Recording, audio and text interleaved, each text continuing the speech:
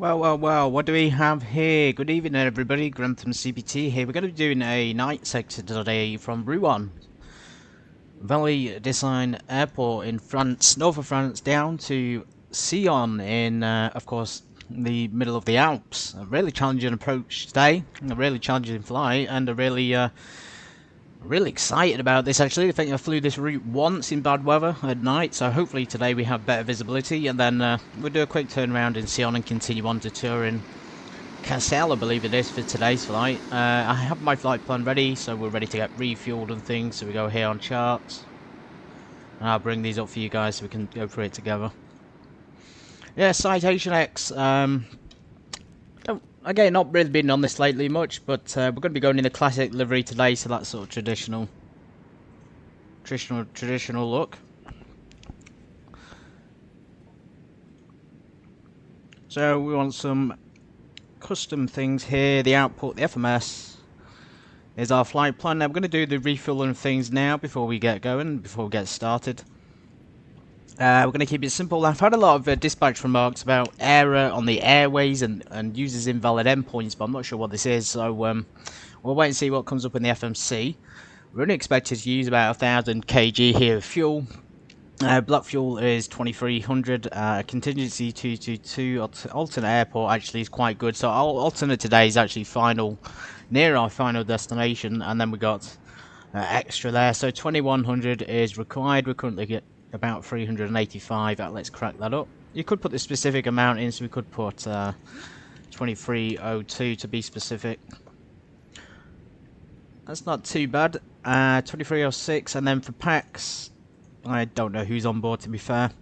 I haven't looked at the roster this evening. It was a bit of an surprising flight. I was expecting to do it earlier today. So 8 people, and that's including, I'm assuming including us. We're about 155 to 2 pilots, I think, and then 200 of baggage. Type that in manually. And then 8 people, so you got 4, basically full up. Full of people today. We're going to do that about 280. For the weight, so that'll be fine. We're still within the weight and balance limits. It does give us a max takeoff weight here. Let's takeoff weight of 13,000. I'm assuming that's 13,000, so we have 922 there on the payload, so we are, I guess we're over what we're supposed to be. But again, Subaru will estimate the weights differently than what we do in the game. Total fuel weight and things, so all of it together, it doesn't really give you a total there, but we can see, I don't know, maybe I'm doing it wrong. Let's get going anyway into the cockpit. The aircraft is pretty much ready to go. I've done the pre-flight inspection, so everything's looking good. We just do a quick look around the sides here and quick look from the front. We can see that nothing's changed in the 5 minutes that I've been looking at it. Anyway, into the cockpit. Let's get rid of the Yoke sec. Let's get the standby power on.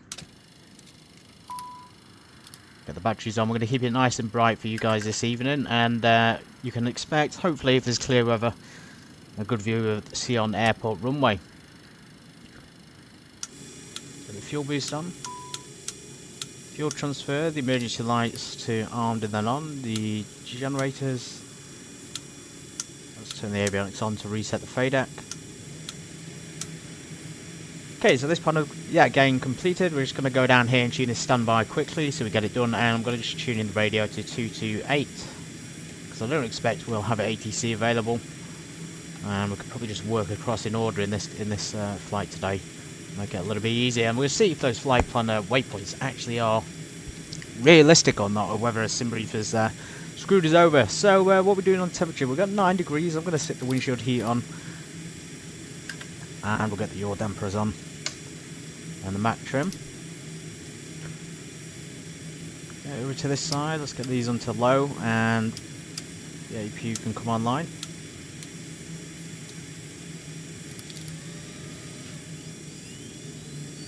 Okay, brilliant. APU starting. Seatbelt signs are on.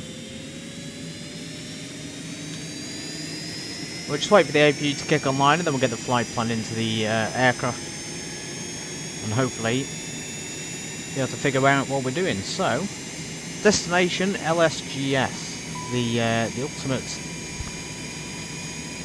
Turn the sound out for you guys. The ultimate Alps airport, I say, is one of the best. it totally is one of the best ones to fly to. So LSGS, and then we have, it looks like direct. We don't really have any SIDs. It is a pretty small airport. It's more for GA planes than anything, but I do like flying from here. It's great to access basically most of the front. Let's get the door closed. So we go here to the routes. We can go, I was going to say via to, but I guess we can skip that because we haven't got it.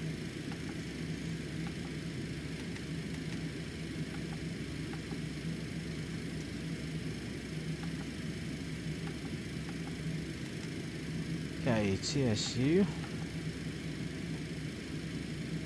We got a combination of things in here, which may be going to cause problems. So we got the airways, we've got the waypoints. I'm just going to skip these and just go straight to the waypoints. Runux. I think we can continue doing it like that. Yeah, that'll work. And then kneebacks. Yeah, it's working so far. It's not giving us any red lights or anything. Mergu, direct and Milpa.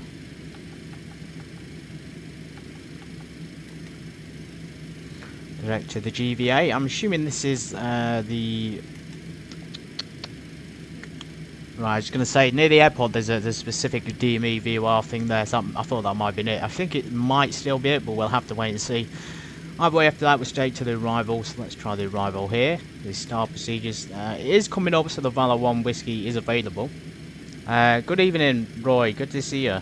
It is brilliant airplane, this is Citation X. Highly recommend it if you are looking to get into jets. This is not the starting place, but it's certainly one to get into if you are a jet person. It's a very satisfying experience. Anyway, there's the Valor 1 whiskey. It's given us 2.5. That does sound right based on my previous experience. We've got runway 04 here for departure. So what we're going to do is going to sort of preempt runway 25. It doesn't look like there's an ILS. And we do departure as well. So again, there's not really a departure here in terms of SIDS, but we can choose the runway. Actually, there is SIDS, so I wonder why Simbrief didn't give me one. Either way, we're straight out departure, and we have a cruise today of, I think, 45,000 feet on the first waypoint. So we're going very high up. Yeah, 45,000. It's insane.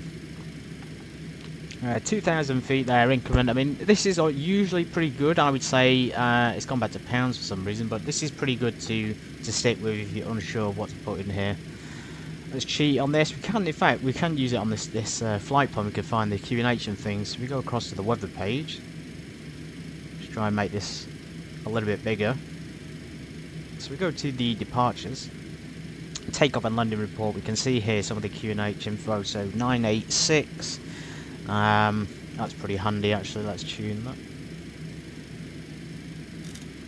And we're kind of looking for the transition. Okay, I think that's one side at a time, isn't it? 986.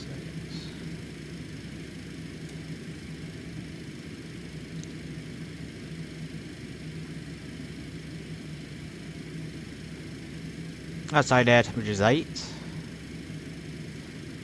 Right, we'll just put the one that's on X-Plane 12. I don't think I actually know where it is on there, to be fair. It is 5,000 feet as well. I thought it was. That's quite a common one you'll find around different places. 45,000 straight up to that flight level, so hopefully no issues. We're expecting cruise winds 27221. Again, we can check that, so we go across to the cruise winds page. So here we are, top of climb 450-26022 and minus 46. I guess we could change it, but it's actually pretty close. Let's see if we can change it though, just to make sure it's functional. So 022. Oh, we can change it. Brilliant. And we'll just keep the departure page open for now and see if anything deviates from the plan. Fuel-wise, again, we could check what's in the tanks here. So fuel hydraulics. About 2,500 pounds in each tank. It's corresponding with what we come up with here. 9 out of 10 packs. Let's just adjust that. Again, we'll just adjust the weight so it gives us the correct amount of passengers because we can never be 100% sure. maybe the pilots who are a little bit too much. There we go. So pilots were a little bit over there. Still giving us 9 though. It's odd. Right, 8 people now, thankfully. We'll confirm this. This is a very quick start, but I have to say for a Citation X flight, I usually take longer than this, but we are pretty much ready to go already. That's literally everything we've done. Let's do the FMS. Got an issue there with the rudder. Let's just charge the hydraulics. You have got chocks in place, you don't have to worry about it too much. Navigation, tail flood, recognition lights. Let's get the beacon on so we can just clear the area. They're going to remove the chocks now from the aircraft. There we go, brilliant. And we're going to set the minimum, so barometric minimum is about 1500 feet.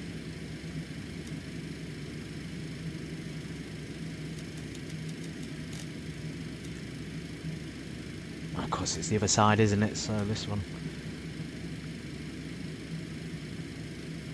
1520 is set. Let's tune that to FMS 1. Let's get our... Oh no, so I don't know if anybody saw that level up flight I did. This is sort of giving me nightmares and flashbacks to it, where nothing would work in the autopilot systems, and I had no idea why.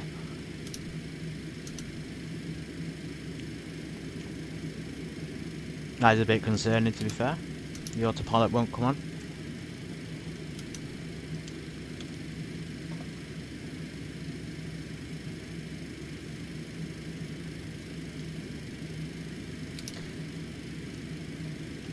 Wonder what's going on with the plane today. The oil damper's illuminating, but then the thing here is not going off, and we can't activate the autopilot or select anything on it. That'll work. Bank will work. But the navigation and flight level change won't work. Anybody in chat got any ideas what's going on here with this aircraft? I loaded it in the game, it seemed like it might work. Ah, okay, so that'll be why, because the generator's not on. Brilliant, there we go. So Grantham CBT had a bit of a moment again, just forgetting my own system. We got ignition on one side there for some reason. Let's turn that off. So now you can see flight level change and navigation works. We're going to tune that to about 180 for the departure. 04 and landed on 04 as well. And we're going to do full flaps, so we'll just do a quick control check. Now we're not going to do a pushback. I mean, technically we could do a pushback. We're in a sort of space though where we would go forward. So look here, we got this turnaround to the runway. I have double checked the ATC, so 1228 for now, and then we'll wait and see who's coming online, if anybody at all, for the Sion approach. We're out here at the top of the north of Rhone, and of course we're heading south. According to the winds on the map, runway 4 is alright, but I'll be honest, with this kind of wind, it doesn't really matter. It doesn't matter where you're going from, because it's coming from the side. So let's go for a clear on the right side. We're going to get the right engine started, just make sure everything else is sorted. We're going to just tune this to a random squawk code, so 6475, whatever will do. Right, engine coming alive. That should be in the cut-off position. Introduce the fuel.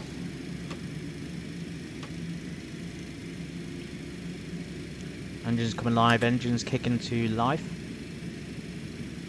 Hydraulic pressure is building up. The internal temperature, the turbine's increasing. Pressure's increasing, fans increasing. This is brilliant. Absolutely brilliant.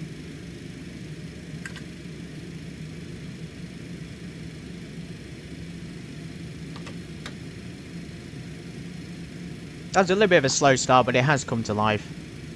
And the ignition start has gone up as well, so let's go for the left side. Wait for some fan movement, just kick that to the neutral position, introduce the fuel. See there, turbine starting to spin a little bit more.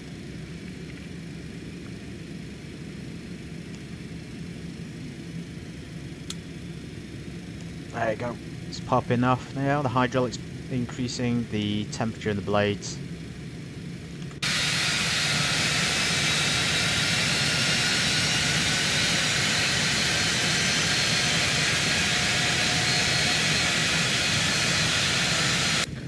Okay, just to remind everybody, I had somebody comment saying, do you something about FS realistic, but I don't actually use that. I only use the base game.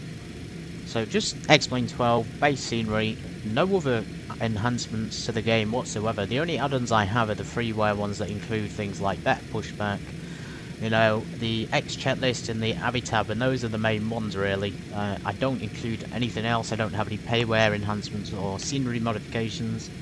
It's purely the base game. Cool. Let's get on to low pressure. Let's get our cockpit packs on and our cabin packs. We'll select that about 18 for the cockpit, and then we'll keep the cabin at 22. Just leave the AP on, but we can turn the generator power off. And the bleed air, actually no we can't, I think we leave them on as well, so we leave those on until we're in the air. Taxi lights. We'll leave the pitos off until we get to the holding point 04, and it looks like according to the map we'll be taxiing down Sierra and then Papa to Tango 3 and then all the way down and do a U-turn at the end. We have got birds in the vicinity, so fingers crossed we don't actually get hit by them.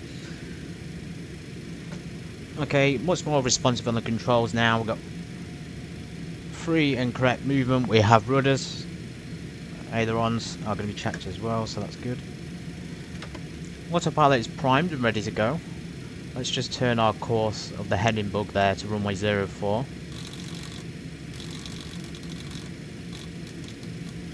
We can't tune the course because it's pre-selected to the FMS. Double check the FMS, there's no brakes in it. See, we've got a little bit of a brake there, which is something we need to fill out. 45,000, we will be at 45 with no issues. Okay, I think we're just about ready to go, everybody. That was pretty quick actually for a Grantham corporate flight. Just double check the cabin, it's looking lovely, nice and blue and illuminated. Absolutely fantastic. I would love to X-Plane 12 developers to add some people into the cabin, that would really enhance it. Anyway, parking brake released. Taxi thrust is set, and we'll do a flap check when we get to the runway. And we're going flaps 5 for departures, so let's just perform our departure thing here. Takeoff. 04, 9 degrees outside is correct. Wind is again correct. 098 at 10.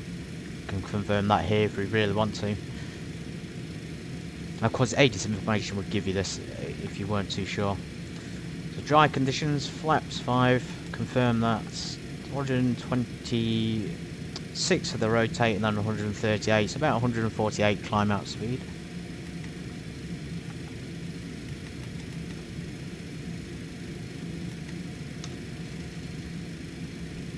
Let's go, taxi in 04.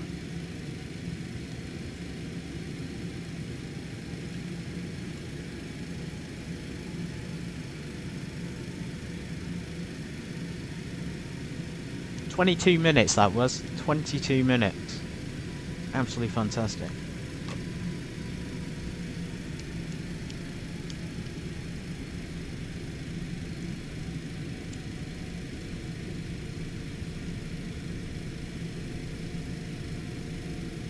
So we're going to be taxiing down past all the parked aircraft and helis. A little bit of a tight squeeze some of these places. Just crank down the background lights now. The floodlights can get turned down now we've prepped the aircraft. We'll keep them on dim just so we can see what we're doing.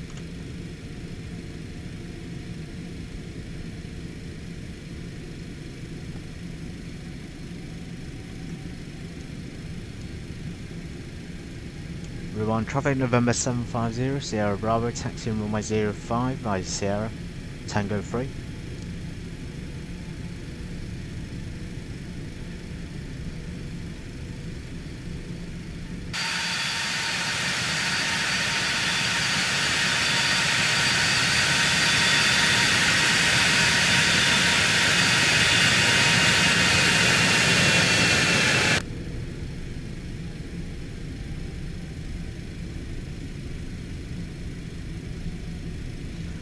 My experience in Sion Valley has been a little bit mixed. So as I say, I've flown there before in really bad weather in the jet. I have done it, managed to do it with no crashes. The terrain though is very, very high up the mountains at the side of the runway. So this is, you know, this is by no means an easy thing to do, especially with dark night conditions. It has got lights and it's suitable for night landings, but it's just the fact that there's challenging terrain in the area. We've got the mountain lift to deal with. We've got the, you know, the high terrain. We've got the possibility of bad conditions. This is probably the ultimate airport, I think, if you want to do an ultimate airport sort of landing, is Sion Valley. It's probably as challenging as Imdruck, if not more challenging, because of the proximity to the mountains, and also they are generally higher up. So we'll probably be about 18, as you can see, 17,000 feet. And now I'll program the arrival when we get there. Can have a look at the arrival when we go on the chart as well, LSGS. So 1500 feet. We've got the approach charts. No arrival procedures, even though Simbrief gave me one, which is a little bit strange. So visual, yes, the IGS, so I am familiar with this approach, thankfully. And of course it isn't working today. I think we have to be in range for that.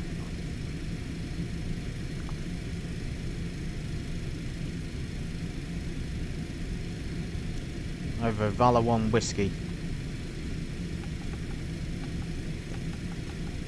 Yeah, so it'd be about 17,000 feet down to 4,000, I think it is, for the approach. So here's the holding point now at Tango 3, runway 04. Let's just do a flap check, flaps full.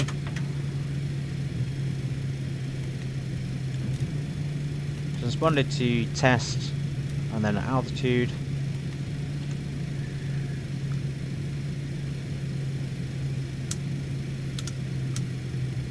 Okay, strobes on. We'll keep the taxi lights on and we'll just backtrack runway 04 all the way to the end. Okay, flaps are deployed nice and well, so they've gone full flaps there. We're going to retract them up to... retract them fully again, and then we'll just put 5 degrees when we're about to take off. It's just to stop any debris or anything getting in between the cracks. Rhone Valley traffic, November 750 Sierra Bravo, backtracking runway 04.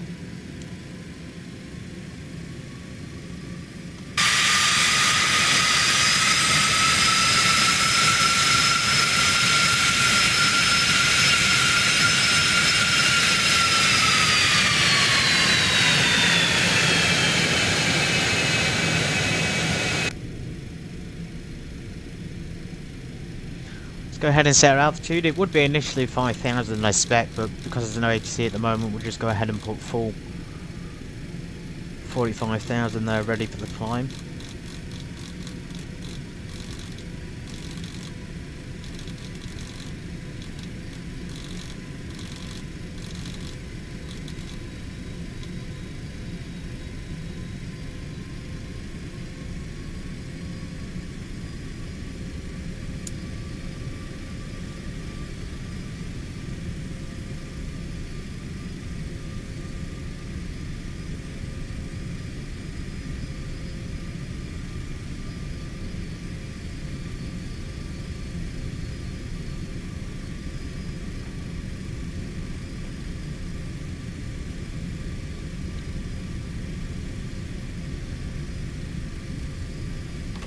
There seems to be some kind of turnaround space there. We're going to use this.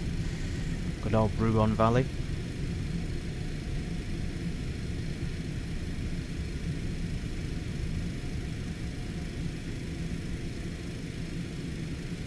Brake pressure's good. And in the event of any incidents before takeoff, everybody, as usual, you know, if we're before V1, we'll stop. If we can, we'll apply the brakes. If it's after V1, we'll just make back for the runway. Again, if it's possible, we will make back, but if it isn't, we will do what we need to do to fly the aircraft. Sometimes that will mean we'll have to land straight ahead, especially if we have things like an engine failure, but because the Citation's a very, very efficient machine, we don't usually have to do that. We can usually fly on one engine with no issues, so even if we have an engine fire or an engine failure, we can probably still make back for runway 04. If it's a double engine failure or double engine fire, you know, God forbid something like that happens, then we would probably have to land straight ahead. Judging by the place and the area, we are actually good to do that. We have a lot of green space here. There's not really much built up area. So there's plenty of fields to go for if we can try that, or even the river, for goodness sake. Okay, cool, so we've got flaps to 5. Our landing lights are on, and our pitos are coming on. Okay, flaps are set. We're going to do the trim into the green zone. 4.5 will be fine. Climbing up, and it looks like straight out departure there. Just going to do a right hand turn to the first waypoint. Maybe I'll just skip that one actually and just go directly to Rhone. Let's do that instead, direct to Rhone. Rouen Valley traffic 750 Sierra Bravo, departing runway 04. Advance the thrusts.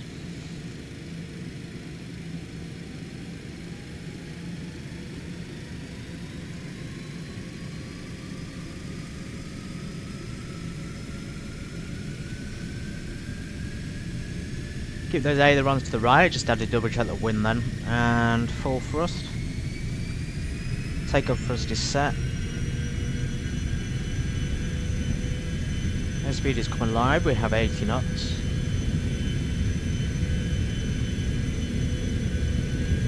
Rotate. A little bit bumpy on departure. Positive rate gear coming up.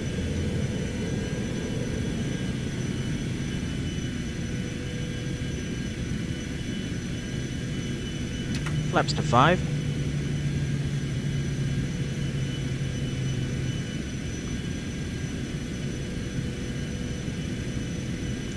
Slats and flaps up.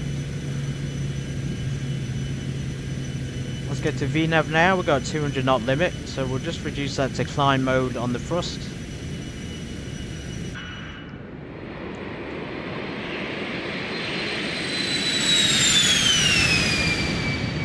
There she goes, like a rocket.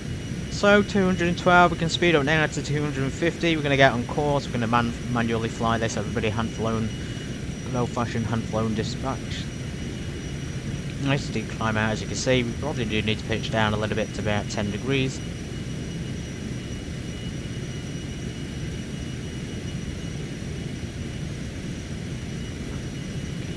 Keep the landing lights on a little bit longer, probably till 10,000 feet I think in this plane.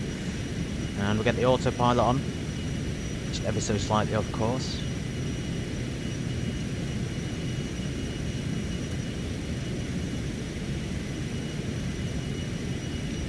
Yeah, it's sort of a northeast facing direction at the moment. We should be going south, Rhone, and then we'll go southwards towards Sion of course.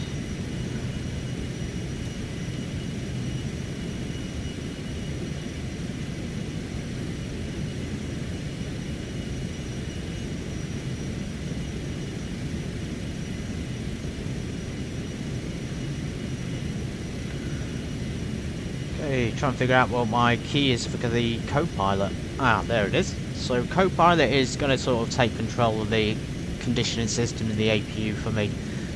We are about 10,000, so landing lights could come off.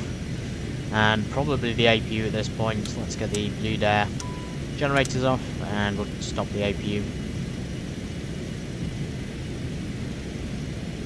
Okay, APU shutting down, we'll just let that cool down, then we'll turn the master switch off. So far so good, it's been pretty well flown I think. It's just the rudder control can sometimes be a bit all over on takeoff. So you have got to be cautious not to be too rough with it. Anti-ice. And probably have to wait and see what it's like when we get that. I suspect, as I say, it will be clear, but we just need to keep it in mind basically for when we get there. If it is bad conditions, like to the point where we can't fly properly, then we will have to divert. The flight plan says the diversion on it. So alternate is LIMF. I think we were there the other day near LIMF. We were at LIMF. So the alternates are very close to our final destination anyway. As I say, we're fingers crossed there's no bad weather.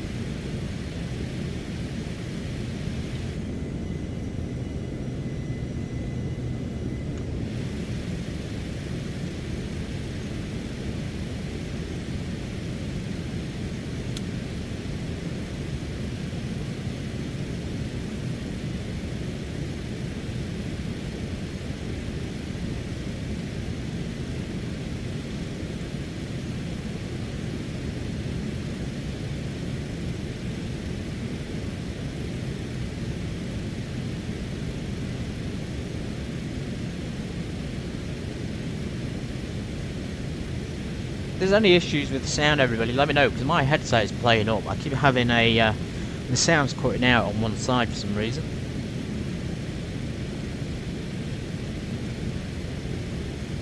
Okay, 270, we're about stabilised, straight up to 45, and then we'll be on there. About 45, it seems like 80 to 100 nautical miles, so between... looks like we've got about 300 nautical miles to go, so it is pretty far, everyone. I was going to do it directly to Sion and then finish it, but I figured afterwards we'll continue on to Turino and see what happens there.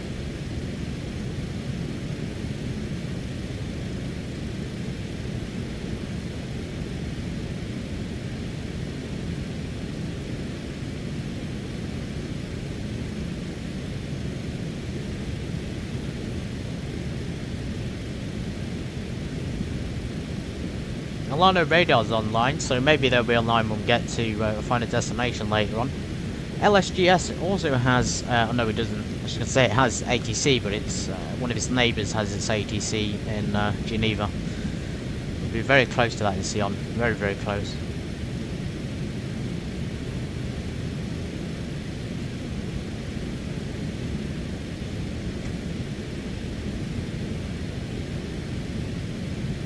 Yeah, the route it is a little bit of a peculiar route. This it's got us going like eastwards across France, east towards Belgium and Germany, but then it's got us going south towards Geneva and then into Sion. It's a really really peculiar route. We're going to be flying directly over Geneva Airport, and I suspect we'll have to deal with their ATC when we get there. And runway 25 is, I think, the opposite. Yeah, the opposite direction to what we're going. It's just a pain. This arrival hasn't really popped up on the flight plan probably, so we might as well try and get it corrected now.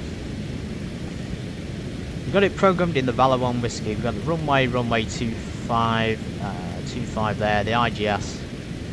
Grounded transition. We're going to take it, and we'll just see how that goes. That's fine. It is a steep descent, this one. This is a very steep airport. That's the normal thing. 17,000 and then it should be 4,000 for the approach. Yeah, so down, gradual. It says it's steep, but that to me is pretty gradual, down to 4,000. And then the ILS, when we get there, excuse me, there is no proper ILS, but when we get there we'll be misaligned with the runway. We'll have to hand fly it. It's going to be great.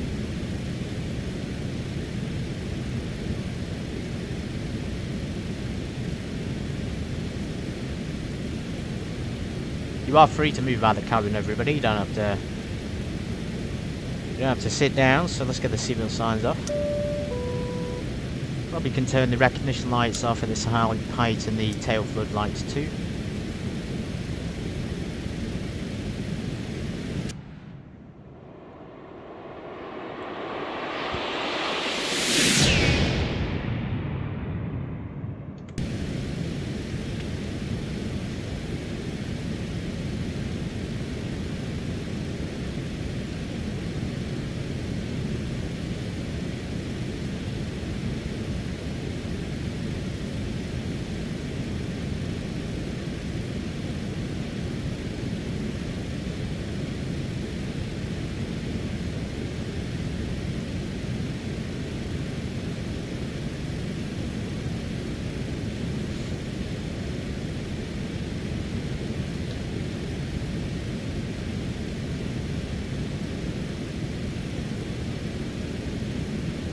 It says a range check. This has worked before, so maybe it's a case of making it work when we're in range of the airport. But this airport's also... we have VFR charts, they're working. That's strange. So again, just a little bit inconsistent from ChartFox. The VFR flying here is really, really nice though. It's a nice field to fly from. It's got some good parking and good sightseeing places.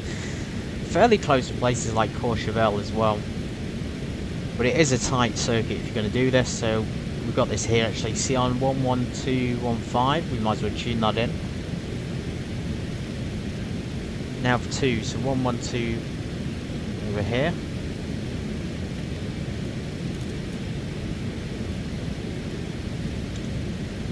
1215 on there, we make that active on nav 2, and then we even have ground and Sion Tower there, just different references for us. We'll leave that there and then we'll wait for it to load when we get a bit closer.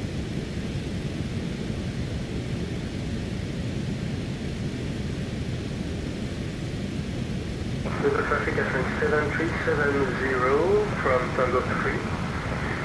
Line up and taking off runway 08 left, Ocasi 6, Let's go standard pressure. 15,000 feet to go, climbing like an absolute rocket. If we look at the flight time, somewhere down here, so 9 minutes, it took us 9 minutes to go from 0 to 30,000 feet. Extremely fast. To be fair, we have got pretty mild conditions though, wind wise, and we're almost getting a tailwind.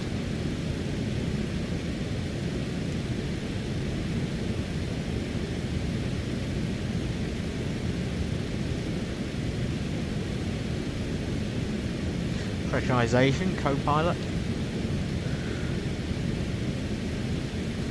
Okay, pressurization is good. It's always pre-selected at 45,000 for this plane, so you really don't have to change it unless you're going to be flying above it. It's even a little bit higher, so let's just turn that down a little bit. We'll keep the cabin comfortable at about 7,000 feet, and corresponds with what we got here as well to indicate about 7 or 8. You can see it's decreasing there, differential pressure.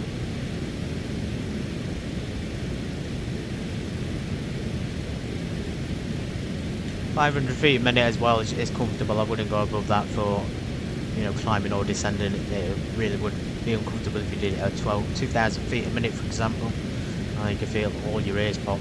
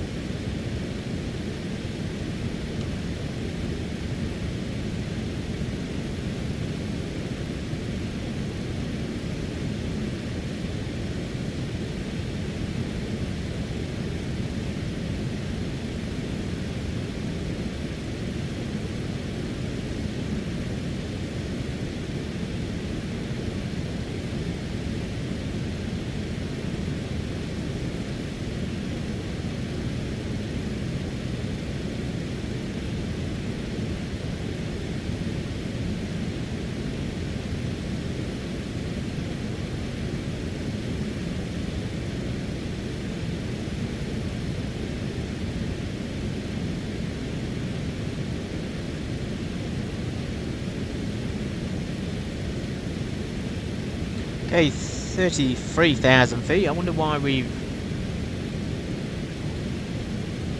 seemingly stopped climbing as quickly. We're maintaining thrust. Either way, it's looking really clear up here. Brilliant. Look at that. There's also a lot of traffic in France for once, and there's also ATC coming online for once. There never is ATC at France, in Paris at least. So tonight it's not only rare, but it's a great treat. I think they're coming on at 8 o'clock in 10 minutes. On 128275. We'll be in their airspace for quite some time, guys, and then when we get past Mergu, we still have them to contact until we get down, as I say, to Geneva, and then it may change or not. Let's get it tuned in, so 128275.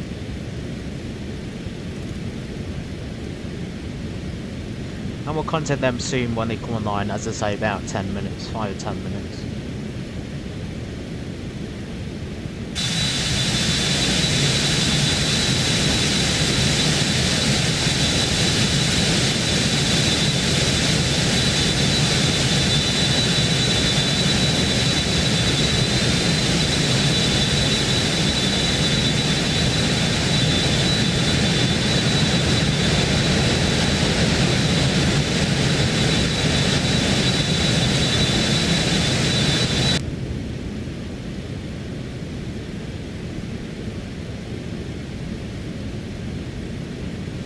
and of course engine sync, so it's not crucial to put this on. I don't think it has any effect in the actual plane. I mean, it does and it doesn't, but in terms of being X-Men 12, I don't think it's going to be detrimental. If we get it, we'll put it on fan anyway.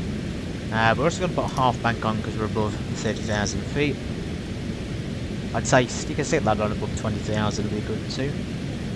So CO's come on, so Mach 0.78 on the speed, which is about 265, and then still got about 10,000 feet to go, so now we're really slowing down.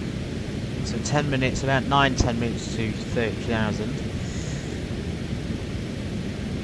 Probably a lot longer up to the last 10,000 feet. Again, just checked all the systems, so pitos are on, all the anti-ice is on, we don't need windshield there anymore. Electrics, good. Control positions functional, and just keep getting an engine. Ram air turbine minus 25.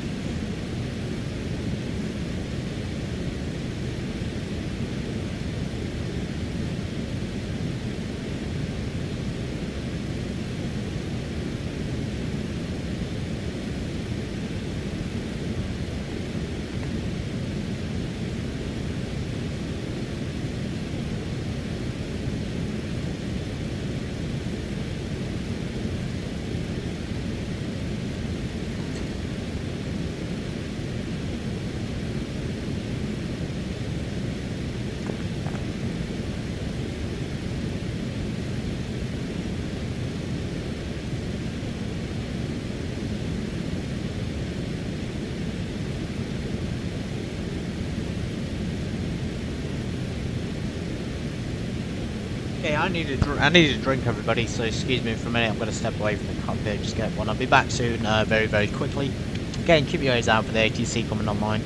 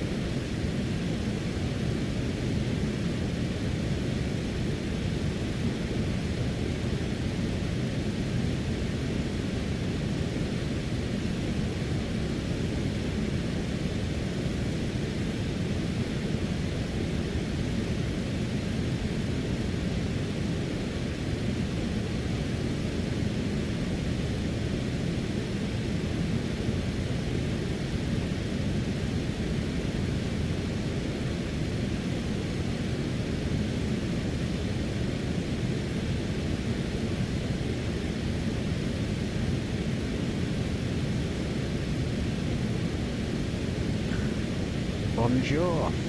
What did I miss, everybody? Hope ATC hasn't called me out. Yep, we got a contact for them, 128275. Let's go. Actually, we know what we're doing here first. Let's get our flight plan up just in case. 825 bottle identified. I have proceed direct to DZAC. And I need to change you to an odd level. Can you accept 390?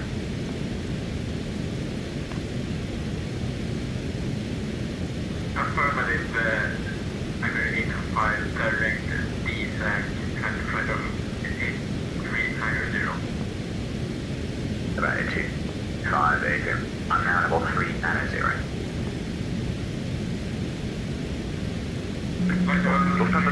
It's gonna be busy because everyone's checking in at the same time. For the descent, advisory 122 800 in flight. What's the rate of the 341 next time arrival? Service control, good evening. Beeline 1 Echo Zulu, flight level 350. And 1 Echo Zulu, good evening, you're identified and proceed direct to GB. Direct to GB, Beeline 1 Echo Zulu. November 750 Sierra Bravo with you, 38 guys, 1,000 feet, climbing 450. November 750 Sierra Bravo, you're identified. Continue climb level 50, direct to Echo. Climb 50, direct Napa. November 750 Sierra Bravo. November 750 Sierra Bravo, score 5707. 5707, November 7 Bravo. Anyone know? Requesting flight level 430 50,000. Did he say 50,000? He did, didn't he? That's insane. 50,000 feet.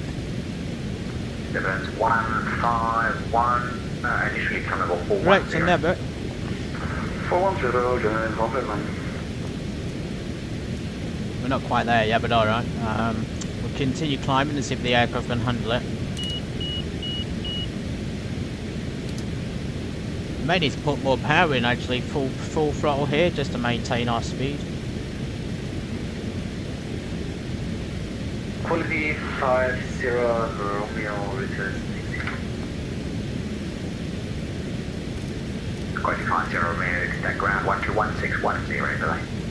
11610, ciao. Bonsoir, November 31 Whiskey Sierra with you 410 direct to LIMF. Foxtrot Papa November. Number 31 Whiskey Sierra, bonsoir, you're identified, continue He present. did say 570, I don't know, I think he said that. I'm probably wrong though, aren't I? Jeez. Dead. I think you're present heading and or making present track. We're direct to India November 07 Lima this time. Hello, evening, so tracking is 4 months. Thank you. I've never been up to 500 in this plane before. I'm a bit nervous about this. En 61, Tango Hotel, bonsoir, descendez niveau 3, unité 0, l'arrivée Vétus 9 Echo. On descend 3 unité 0 et on prépare l'arrivée Vétus Echo, Echo Air Force vers Tango Hotel. Okay, we're not going to be climbing fast, so we're trying to maintain our speed. We will be very, very slow, and we can... I mean, technically we could put out some slats, but we're not going to do that. We're just going to continue climbing. Hopefully we'll burn off enough weight to be able to climb faster. Bonsoir, Martinier 041 on course Arfose.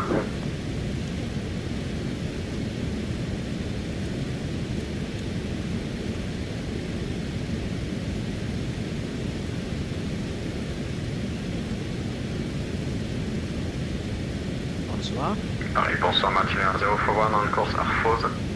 Martinier 041, identified, climb level 300, Tini Manor Echo arrival. Tini Liner Echo arrival and climb level 300, Martinier 041. Yankee Romeo and Lima Tango Alpha radar service terminated, Unicom 1228, bye-bye. 1228, thank you, Lima Tango Alpha Alpha. There's Delta Euro Inc. 22, 990, cruising flight level. This is rare, I'm glad I've come on it this time. This is a rare ATC tonight.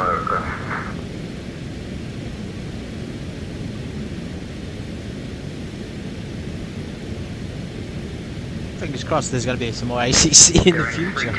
3299 Bravo identified, score 1000 during decode. Germany's covered with ATC from top to bottom.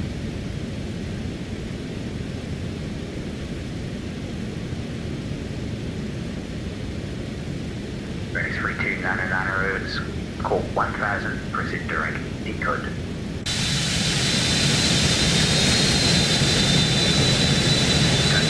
Alpha descent level 230. Plane is struggling now at this point with the climb.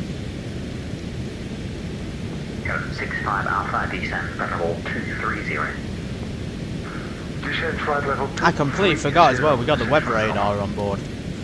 So that'll be useful. Along with the ground map as well. Plus 1 is 73 Tango Papa identified in channel 360 direct to Sion. 3 to 900, please say again.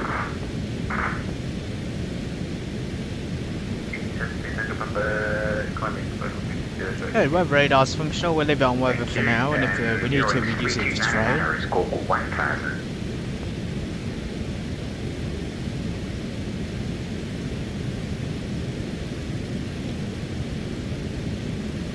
You're 3299, squawk 1000.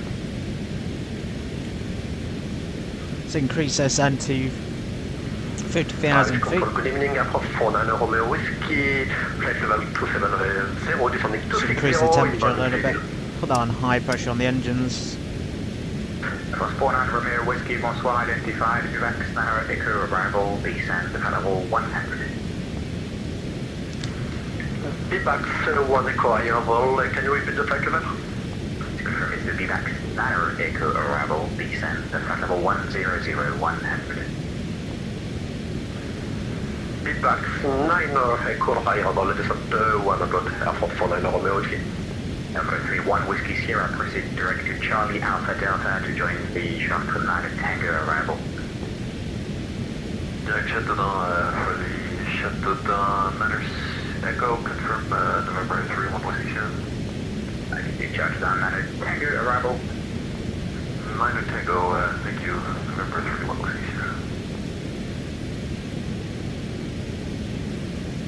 Just about to intercept that waypoint. I didn't actually need to change before, but Nebunk was the one we're going direct to.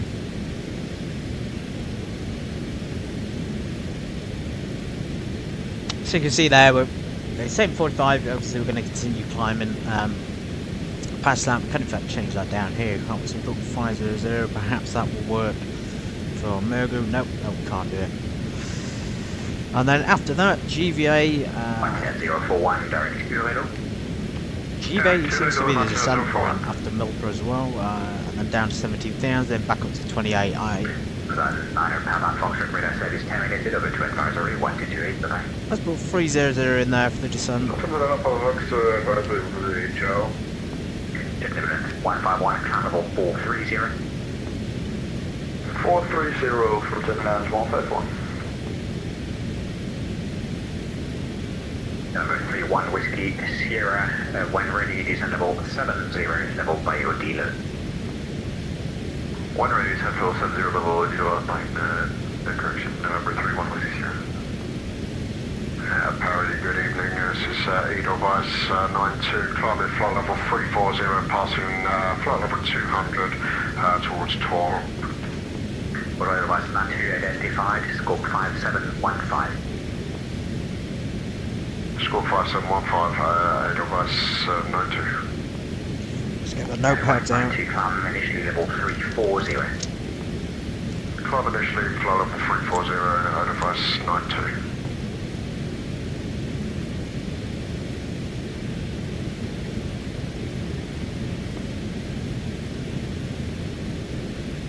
Good 74 traffic information in your 10 o'clock A321 crossing left to right same level. Inland spacing will be 5.5 miles. How was it for my channel 01? That is for speedbird 74. Okay, there's the turn to Never. Ground speed is about 460. 74 proceed direct to Dixis. Ground speed is insane, look at that. Dixis confirmed for speedbird 74. Affirm. Direct Dixis 74.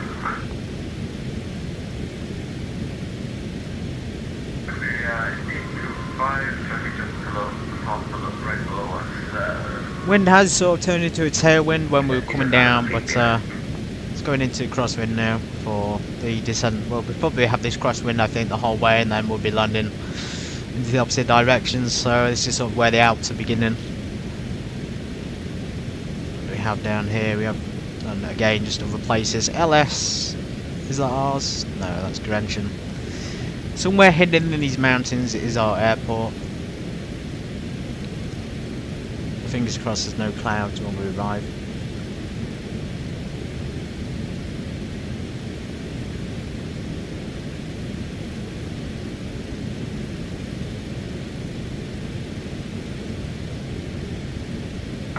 Good evening, Foxtrot Golf, Chile Delta Tango, the information Alpha, requesting Alpha Studio. The last station contains the goal 121155 Bulgarians. 121155, alright, Foxtrot Tango.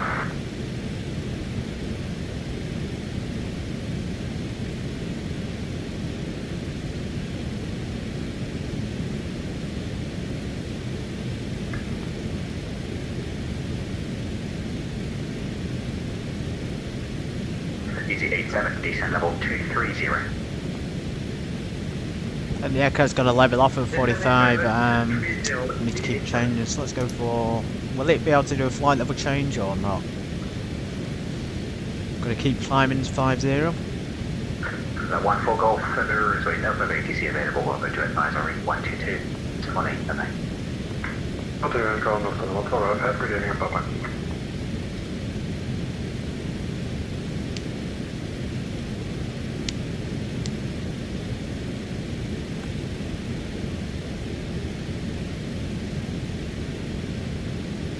Aircraft doesn't want to climb, there's a flight level change. Maybe we need to adjust the speed a little bit.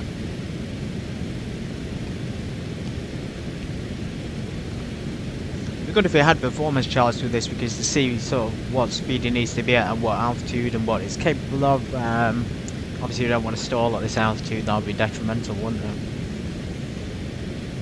It would be certainly detrimental to Grenfell Corporate, that's for sure.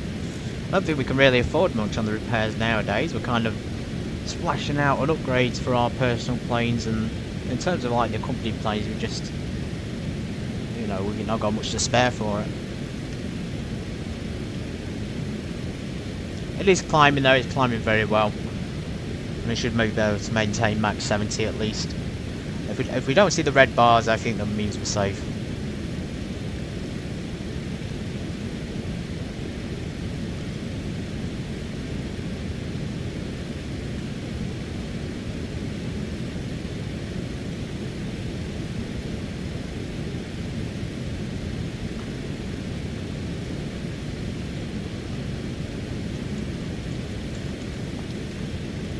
Montana 0411 ready, descent level 150, level 5, go ahead. Ready with descent level 150, level by Urelo et Martinez 0411.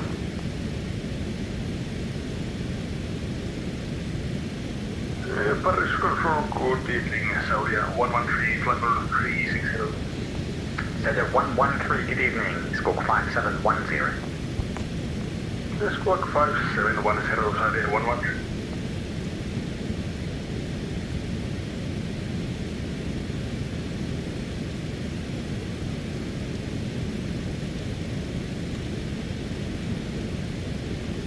Easy 87, Geneva is offline, over to advisory 1228, bye-bye. 122, 8, thank you, bye-bye, 87. 765 Alpha, likewise, Geneva offline, over to advisory 1228, bye-bye. 1228, bye-bye, thanks for the HC. 53 Charlie Uniform, am I over to Unicom as well? 803 vehicle uniform, over to advisory 1228, bye-bye. Appreciate it, thanks for your ADC, once more then. That's right.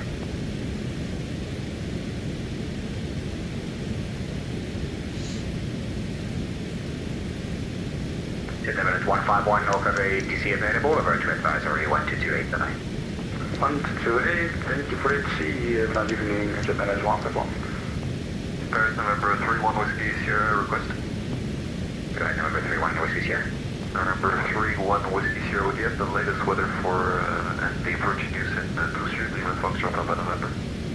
Abram, you can expect the RNP approach from 07 left, and I'll give you the weather quickly. Thank you, November 31 Whiskey Sierra. November 737 Mike, bonjour, ça va? November 5350. Number 737 Mike, bonjour, identified, scope 5714.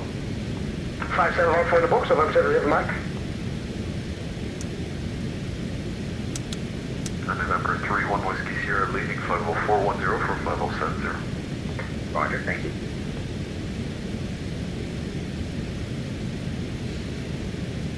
Hearing 3299 Norfolk ATC over to advisory 1228, bye-bye.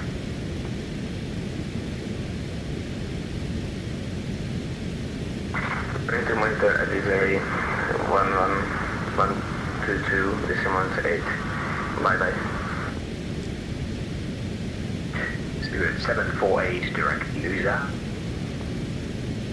Direct loser, speed about 740. Number 737 Mike, direct key tax. Direct key tax, November 7 Mike. Very good evening, November 78 Quebec, climbing 370. Number 738 Quebec, good evening, identified. Climbable 370, direct key tax. Continue climb 370, direct key tax, November 78 Quebec. Speedbird 45 Tango, request descent, please. At 45 Tango, descend, climbable 340. Down to 340, Speedbird 45 Tango. Griffin 6 Delta Golf, request descent, please. Griffin 6 Delta Golf, descend, climbable 340. Descent level 340, Griffin 6 Delta Golf. Plane won't climb much more at this altitude. We'll wait and see again if it'll continue. It seems just stagnated and stopped, so we'll continue it at Mach 7, but it's not even got enough speed there to do it. As we decrease it a little bit more. Number 31 Whiskey Sierra, I have the latest weather when you're ready. Number 31 Whiskey Sierra, we're ready coming. Alright, so it's a 2-2 registered at 2230 Zulu. Wind is 310 degrees 3 knots, visibility 5,000 meters in mist, overcast 300, temperature -2, dew point -2, QNH 1016. Confirm the QNH, November 31 Whiskey Sierra. QNH is 1016. 1016, November 31 Whiskey Sierra, and just to be advised, we are minimum fuel. Number 31 Whiskey Sierra, roger. Okay, the approach charts aren't working yet. This is unfortunate. The VFR ones are. 49 Romeo Whiskey, contactable 121.155. I guess this is working, but the approach chart isn't working too far. 9 Romeo Whiskey. Number 31 Whiskey Sierra, proceed direct or dealer. Let's look at the ILS frequencies. Number 31 Whiskey Sierra. We'll use this then, I guess. It's not ideal. Check the QNH, we thought it was much lower today. December. Office Control, good evening, hello my friend. Quality 5 to Romeo, Fleming 192. Whiskey 5 Sierra Romeo, hello again, identified, climb 260. There's no auto-tune on this like there is on the Gulfstream, unfortunately. Number 31 Whiskey Sierra 412 to QNH, contact to goal 121.155. Ciao.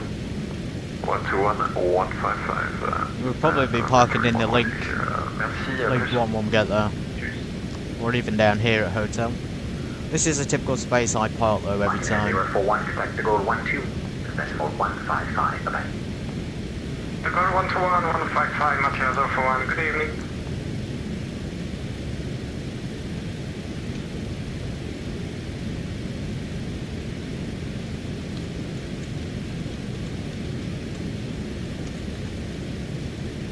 Griffin 8 Sierra Whiskey 5 miles to Rhone Castle. Griffin 8 Sierra Whiskey, thank you. You can proceed direct to 50. Let's see, Griffin 8 Sierra Whiskey. Good night, 1 acres, Zulu, radar service terminated over to advisory 1228, bye-bye. Advisory 1228, Mali, behind 1. Zulu.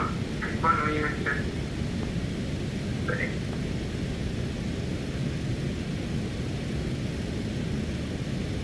Good, 45 Tango, contact London 134.905, bye-bye. 134.905, speed of 45 Tango, bye-bye. Grouping 6 Delta Golf 201. We're probably going to get handed off the Unicom anytime soon, so we'll say bonsoir to it. Merci beaucoup. I think we should be climbing faster than this speed-wise. I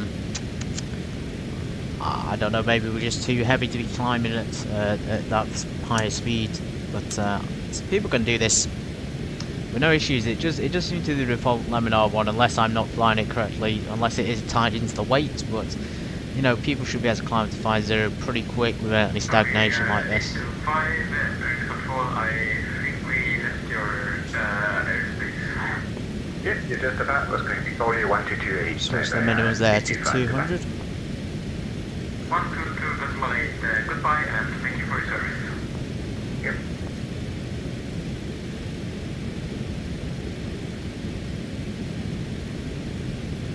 Okay, we're getting to the Alps now. We have Geneva Good, then I might find it. and Sion. I'm not too sure if you've got an unable return on CPLC. I did not, so if you 1070 got the ILS. Yeah, just a little bit heavy at the moment due to performance, so probably need enough. About 45 minutes, 340 before climb up to final. Device manager, no problem to maintain level 340. I guess we're kind of at that same point, to be honest. Not got the low enough weight for the altitude. 748, descend level 230, level by loser. Descend flight level 230, level by loser, spirit 748.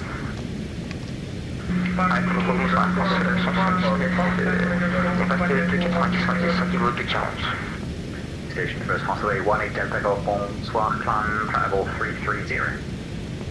Level 330, Fox Live, on Delta Golf. 179, bonsoir, arrivée Kipper 9 Echo, procédé direct de Merki.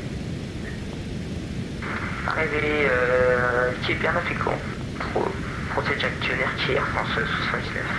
Air France 179, descendez niveau 110. Et on descend 110, Air France 179. Oh, 7 Hotel Papa, bonsoir, you identified and proceed direct to Golf and go Quebec, Quadrant.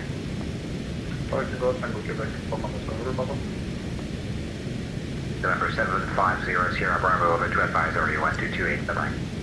1228.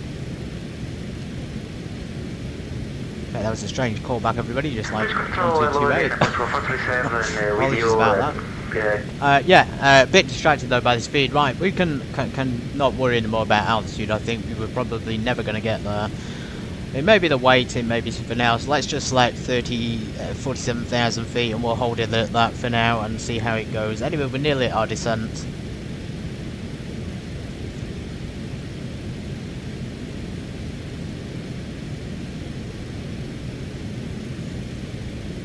The actual ground speed and true airspeed is fine, it's just the indicated airspeed that's an issue. So yeah, going back to the arrival, there's no ATC, there's a lot of ATC online. Germany's completely covered, France is getting covered at the moment. We don't have anything though where we're going. I guess that's just up to me then. What we do, we can, you know, do the approaches standard like I've done it before and see how that goes, and fingers crossed. Fingers crossed we don't hit any mountains or big objects in the way. I'm going to descend back to 450 though, just to give the aircraft a bit of a break because it's really struggled on this journey. Let's do flight level change.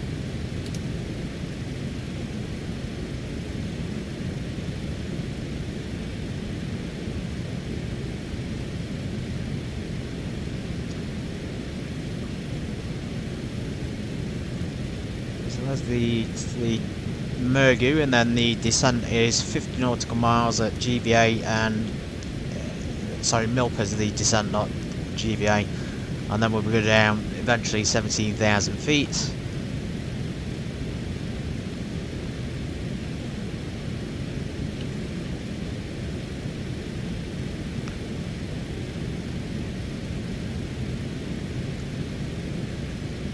There's not just a lot of commercial aviation and ATC at the moment. There's a lot of like GA aircraft as well. There's a A lot of Cessnas flying around Europe at the moment. There's a lot of diamonds, some of those diamond joystick controls. Brilliant. It seems like today, not only was it better to stream later on because there's more of these people online, but just in general, this is the day and the time where everybody's decided to come on for some reason. Maybe there's a massive event going across Europe. All the way from London, all the way from England down to Ukraine is covered with ATC at the moment, so if you want to get online, get out, because now is the chance for the ATC services. We're not going to have ATC, as we said, we'll get to Sion, but judging by the look of the map, we probably will in Milano radar until I find a destination of LIMF, which will be the final one tonight. That is Turino.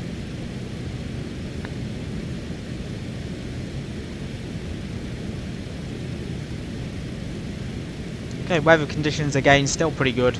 We want it to sort of stay that way now to Sion. -7 degrees. There's no severe weather at the moment, just the possibility of clouds and cold weather. We may get a bit of weather, rain, but it really does look pretty clear. In fact, there's a cold front over that entire region, but nothing severe, so maybe snow. Right, what did we change down to 450?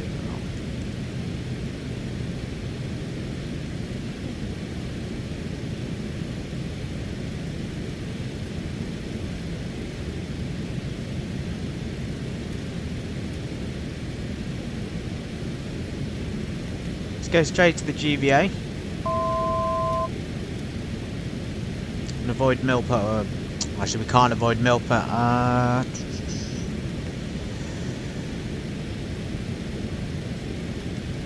Let's do that instead.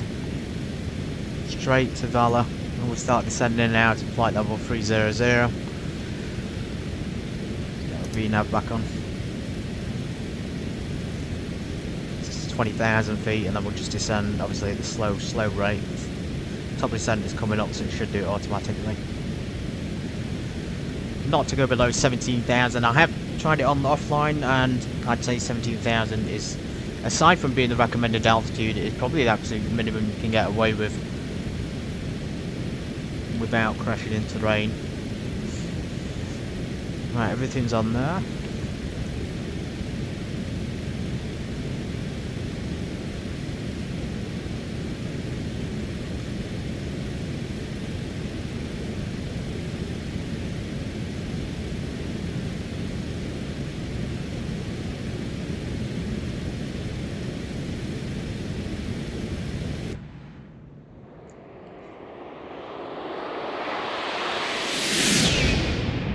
This is why we pay VIP at Grunt from corporate. You pay a lot of money, but you get a good flight. You're above not only the clouds, but you're above most of the traffic at this altitude. That's the point of these jets. You know, can fly higher than the commercial traffic. Usually a lot faster as well, and you'll get there. Today we got 8 people. Each one has spent about $3.5 grand for this trip. It's not actually as expensive as it should be. It's a little bit on the cheaper side because we need to go to Sion anyway to do business. We'll be dropping them off there. I think they're all getting back on board, so we're basically just stopping off doing business, and then they're coming back on very briefly. It's basically like a drop-off mission, this, and then the final destination. So $3.5 grand each is actually pretty good. You know, times up by 8, that's covering the cost of the flight, isn't it?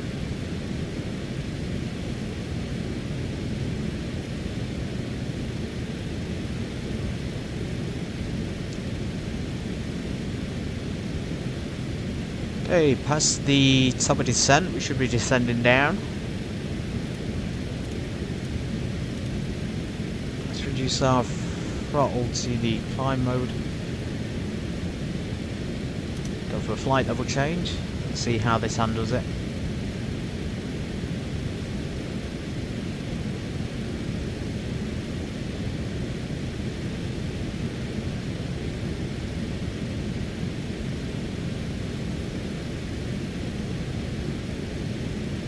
Okay, thrust is coming back now, finally. Let's see the plane descend.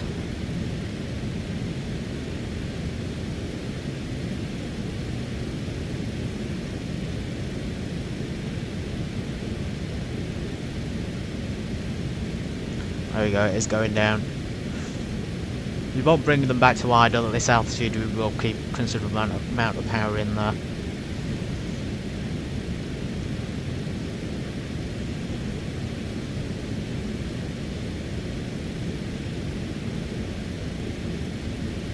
That's 70% of the end one is fine.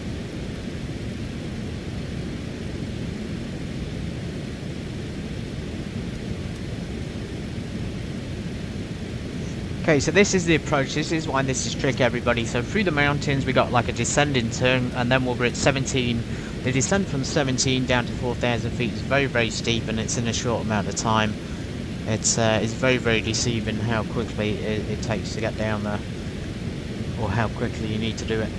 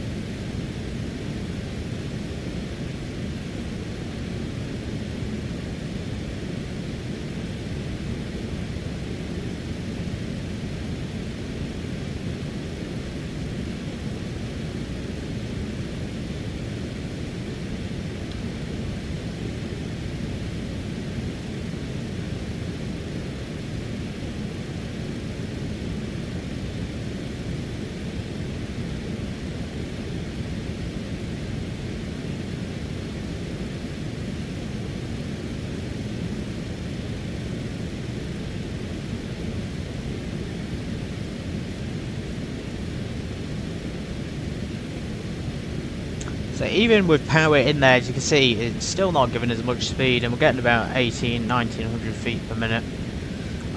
We probably can go down 30, we'll go down 20, sorry, and then probably straight down to 17,000, isn't it? So 17,000 set, we'll reduce that power a little bit more. Start descending a little bit quicker now. Probably increase that speed.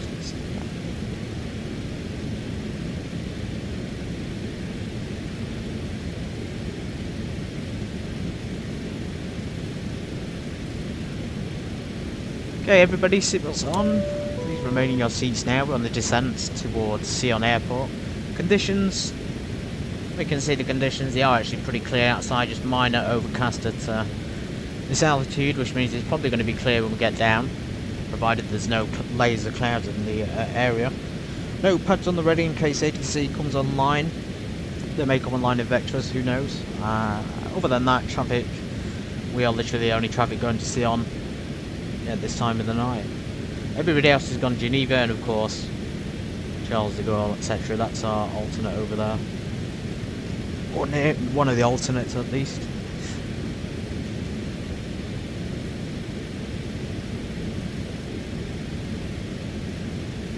Going to crank the APU on when we get to 18,000 feet on the descent.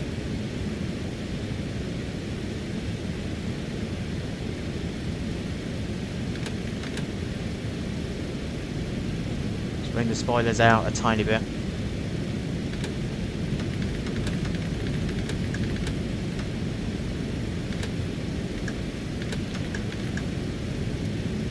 Okay, this is it, the descending turn to the point of no return, I think. This is when we start to get to the point where we can't really change our minds now. We could do, but it's very, very difficult to do so we have to fly it as precisely as possible. Bearing in mind the altitude of the airport is about 1,500 feet.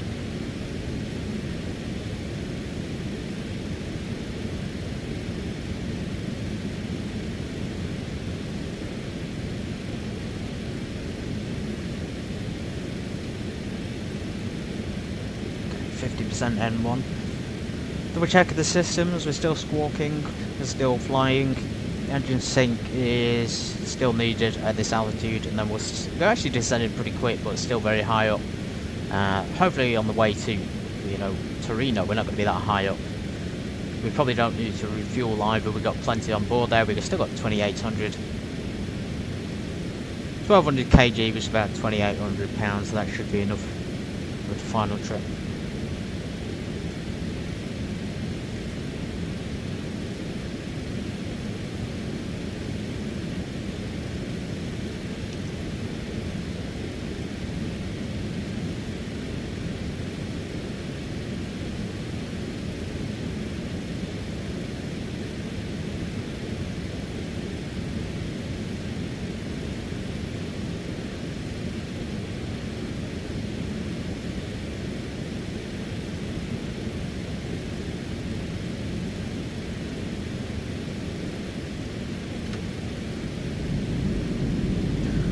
Go full spoilers. Very cool looking spoilers on this plane, I have to say. So there's the LGS. There's the U-turn. We're going to be going parallel through the mountains. We really do need that ground radar on at the moment, so let's kick that on to see what we've got in the area. We should be able to see stuff if you do like automatic, I think automatic tilt. So there we go, we got terrain coming up now on the radar.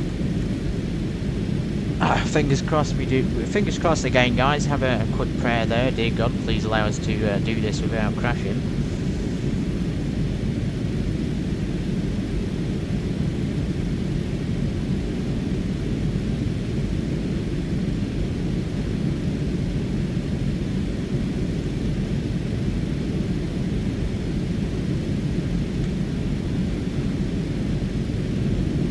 Again, if we do go down, just courtesy message to you all. I appreciate you all being here, and it's nice knowing you. Hopefully we shouldn't. Thankfully it's clear, as you can see. We're going to get the AP on now. We're going to turn our engine things to low pressure. Very, very steep descent there, like a bit too steep to be fair. Probably too steep than what we need. So let's just slow down a bit to keep our nose up.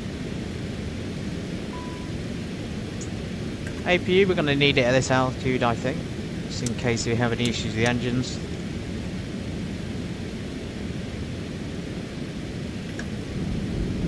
Yeah, we are too high up still, so we've got the mountain lift to contend with. Is also going to be causing issues. I suppose we could just keep descending then at this point to 4,000 feet, gradual descent.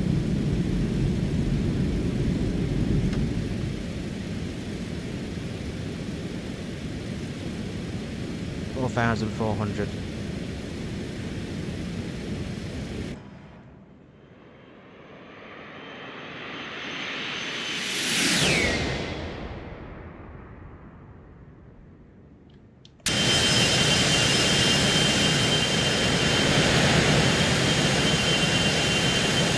That is one cool looking plane, isn't it?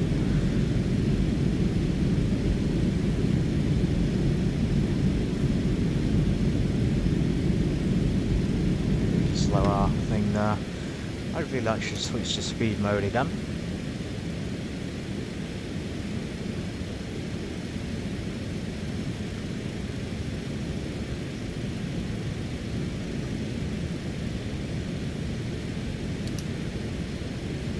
VNAV wants us at 270 again. It is struggling to get down. It's doing the flight level change very steeply, but overall handling it well. We are within, we're not below 10,000, but just because of the sort of terrain and things we're dealing with, we are going to stick the recognition and tail floodlights on early, so we have good visibility to other planes. We have in fact got a chopper down there. I want to give them a call out as well, just to let them know we're in the vicinity.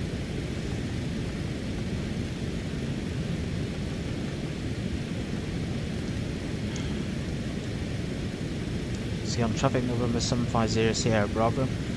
Descending now for flight level 4000, the Vala 1 Whiskey arrival, runway 25, Sion traffic.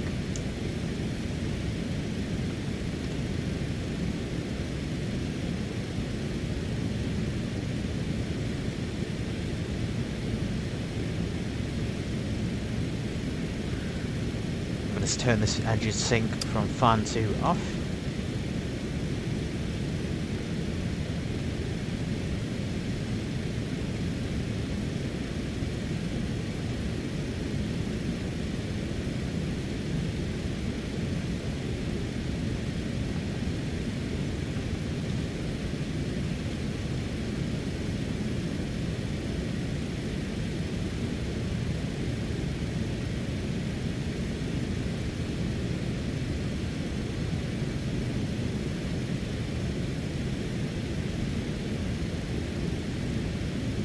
QNH. So transition here maybe a little bit higher at 95,000. So yeah, 17,000. This is why we need it. 903.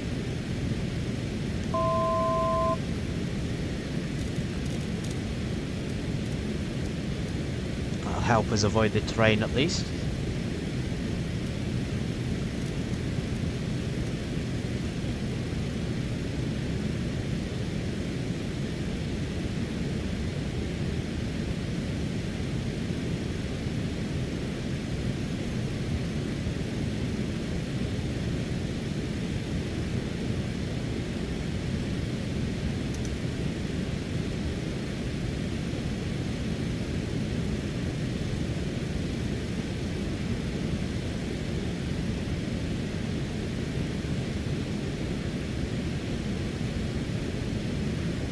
Half bank, I thought I'd already turned that off. Full bank on the turns.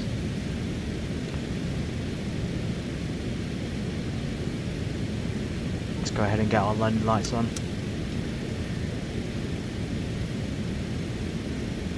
So here it is, everybody, the steep turn. I believe it or not, I've actually hadn't flown this approach before. From this altitude, it's worth it. Look at that, right next to the snowy mountains, ready to go skiing. And we should be able to descend now soon to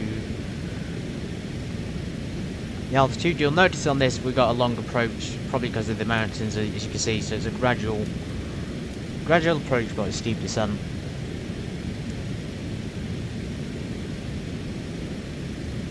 We're going to switch to the localizer on soon, but we probably won't be on track for the runway as I said at the beginning. So we will have to take control and hand fly the rest of it from a certain point onwards. We're going to turn the heading though to the right course. In this case, the course should be here somewhere. We're going to have to use this for now. 2.5.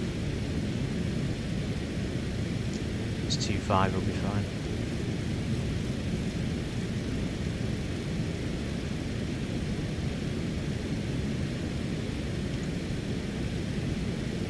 Okay, 210, and that's our decreased speed. We're going to go ahead and lower the slats and 5 degrees of flaps. Bring that speed right back now. Speed brake. Can't be armed in this properly. So we should be able to see the airport from here. It's hidden down there between the mountains. Not down there, but further ahead. 4,000 feet, so there's the descent point. Let's see if the aircraft will do this itself. It should do.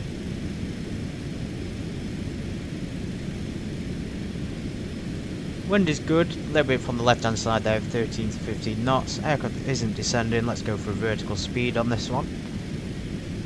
We'll descend at 2,000 feet a minute. No need for power on this descent, everybody. You can keep the engines idled and just use the old pitch with the speed and do it that way. When we get to the approach, I'm going to just talk through it now. When we get towards the runway and we're sort of preparing to turn the autopilot off, we're going to turn the yaw damper and the autopilot off. We're going to disengage everything that's going to control the plane because we need to have full control of it. Because we're in so high up, the go round is actually 17,000 feet. To clear the mountains, so we have to go straight up to that, and you can confirm it on this as well. As you can see there, straight up to 17,000. Really great approach though. As I say, if you're used to flying easy approaches, get on this one because this is, I think, steeper than Innsbruck. It's steeper than London. It is absolutely insane. There's the runway down there. Let's keep descending there, and we'll go down about 2,500 feet to 3,000 feet a minute.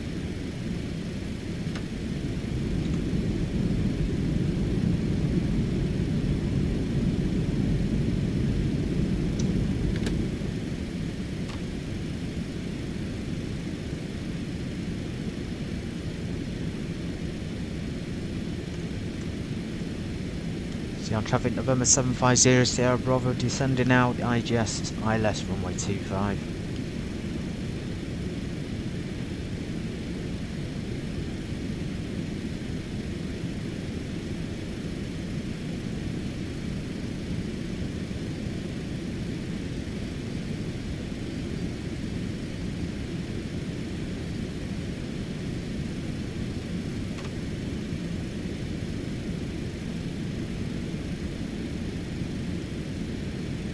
busy in Sion, isn't it? Everybody's going out for a little bit of a drink, a little bit of a party or something. Yeah, the police are out on the beat. Must be that kind of night.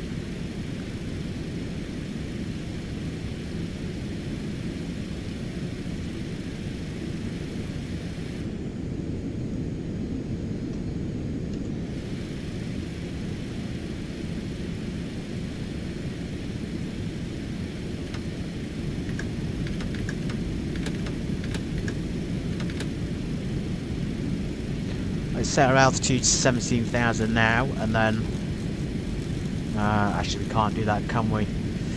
I was going to say set it to for the go around, but we'll have to wait.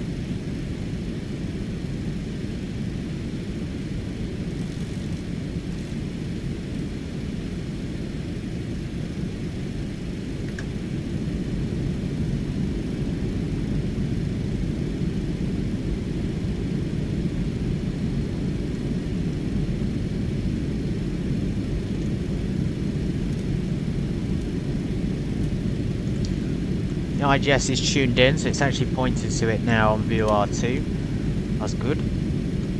Localizer is tuned into the number 1.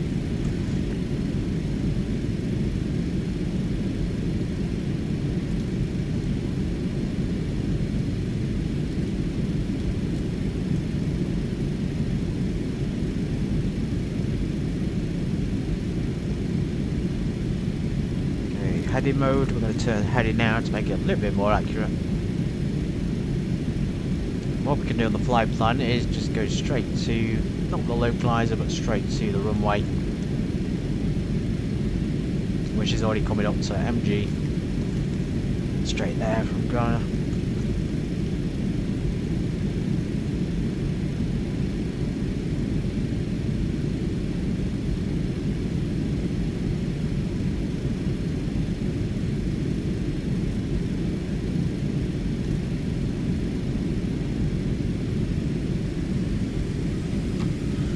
Just do a quick check here. We've got our landing lights on, our APU switched on, our seatbelt signs are on, our flaps are 5. We can drop another notch of flaps, I think.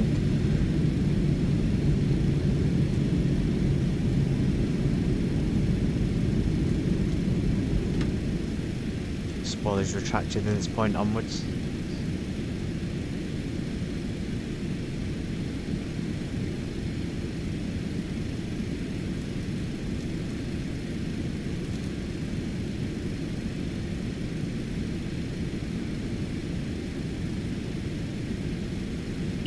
I'm going to take control. I want to hand fly this one.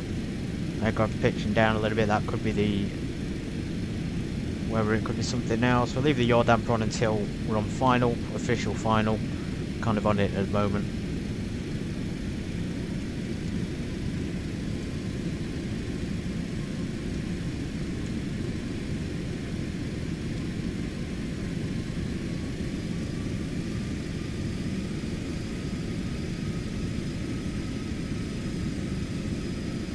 This is the sort of altitude it recommends for the approach, is 4,400 feet. I always find that way too high up. You do have to be lower than that. We're going to set the altitude now to 17,000 feet. That's a go around altitude, but it's unlikely. It's looking pretty clear, so unlikely we'll need to. Sion traffic, November 750, Sierra Bravo. It's on a 10 nautical mile final, runway 25.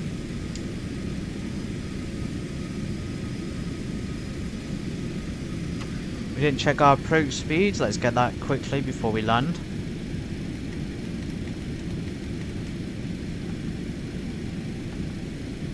$125 on the approach, 120 on the approach, and then 115 on landings. We're going to drop the spoilers again. Let's get our gear down, create some drag.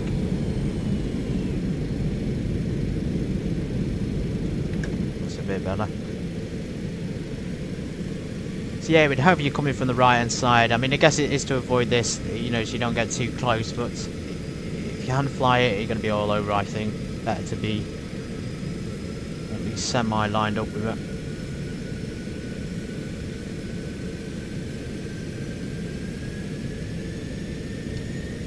Of course, full flaps.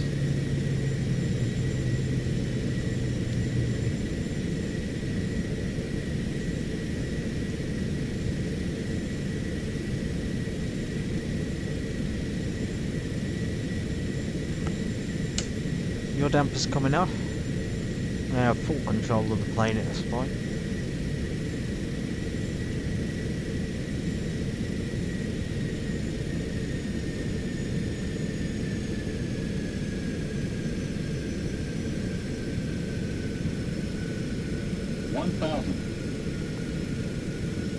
Thousand feet to go.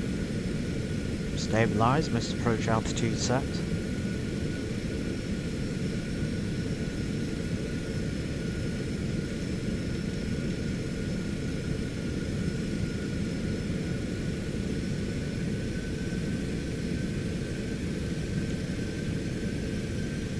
Beautiful, beautiful valley down here. There's so many cool places like this in Europe which you never get to see in real life if it wasn't for the sim. Steep approach, keeping it fairly maintained on the speed. 400.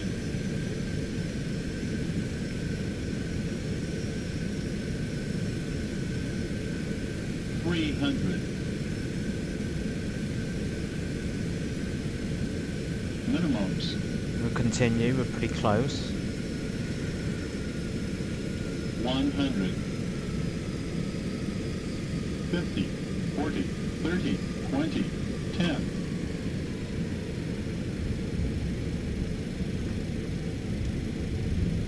Reverse and spoilers.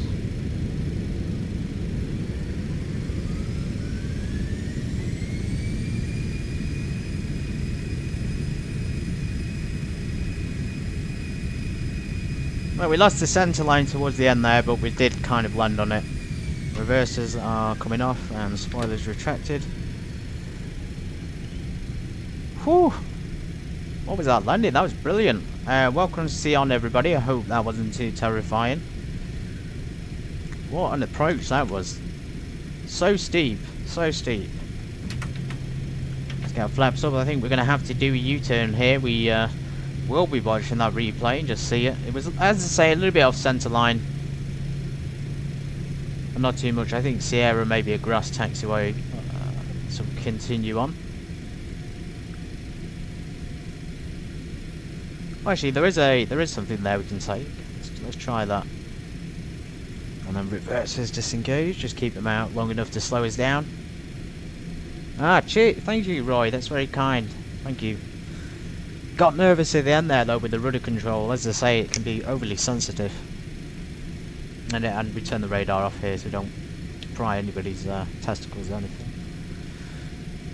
Hey, brilliant. Welcome to Sion. We're going to do a quick check in, a quick turnaround, so turn the strobes off.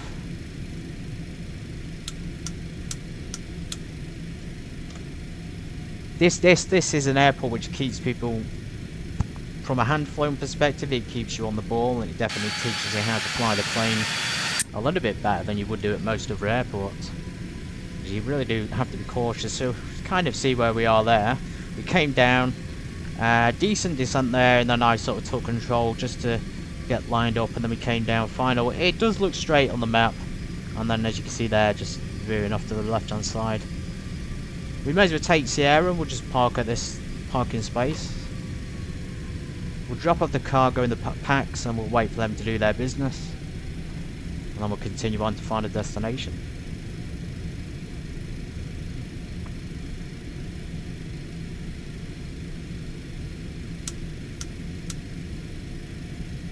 Lights off.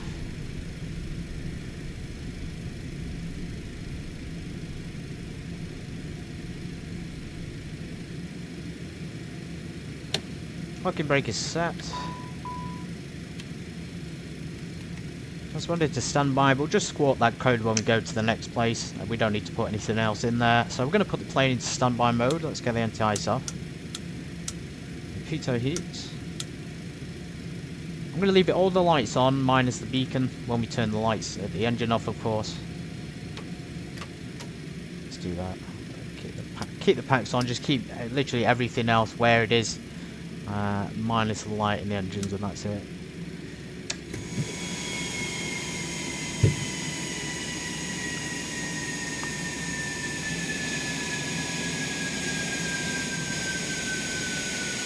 Stick the chocks on. Oh wow, look at that. Doesn't it look nice, beautiful. Beautiful lighting, beautiful textures. This looks incredibly realistic. It really does. This particular livery it's a top livery to fly in. It gives you that sense of corporate jet life, doesn't it? We own this, by the way, Grantham Corporate. We own this actual plane, so we're not on lease or not on finance. We bought this plane outright. Right, the moment of truth. The replay. So, fingers crossed we're going to have a decent landing from the external perspective at least. We'll do it from about there. So we'll watch this. I'm going to get a drink and a break. When I come back, we'll continue on to the final destination. I'll get the flight plan thing sorted. I'll let this replay play out until it gets to the parking space. So I'll see you soon, maybe about 5 minutes.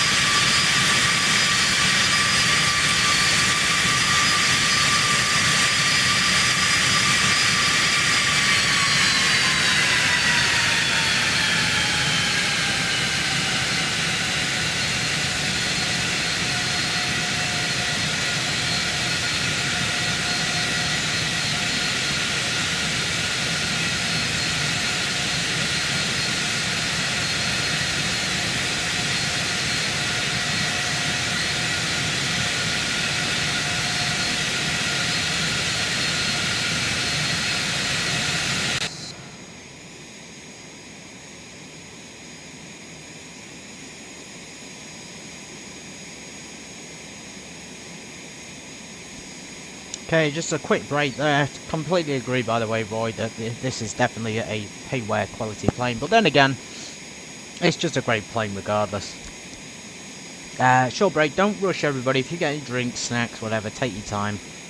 I'm going to continue now. I've just filed my flight plan. I think I've just filed it. I've downloaded it for the next destination.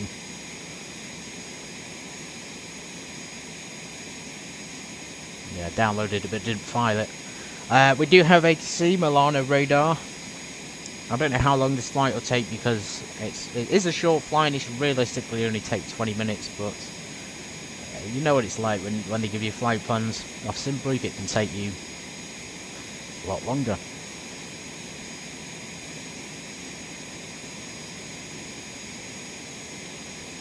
We're pretty much ready to go. We're not going to do anything in terms of weight and balance. I think we have everything on board, including fuel. 1700 kg required for block fuel.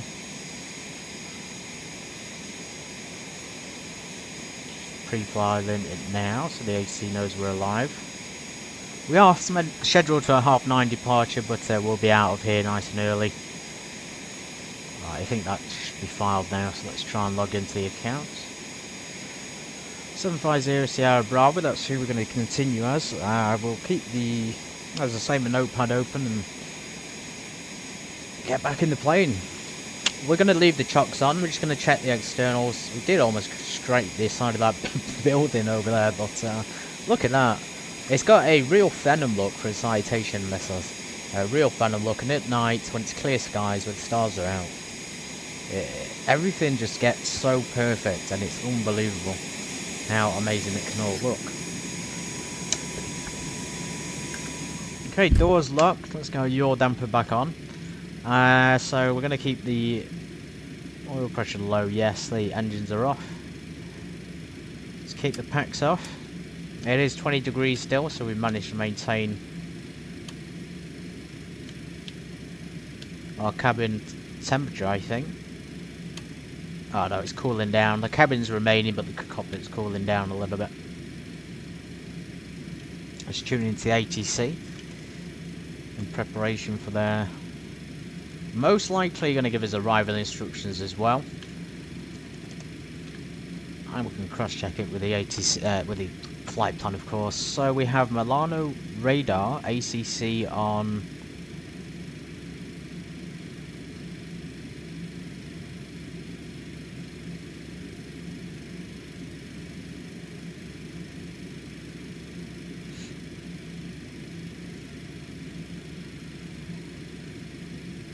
Give me a sec, figure this out. 135455. 35455. We'll keep that on standby so when we get in the area we can deal with it. Let's go for a right engine start, so beacon's coming on.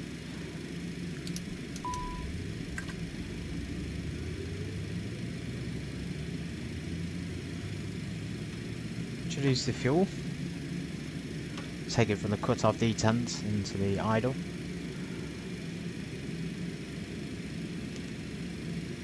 Pressure, hydraulics,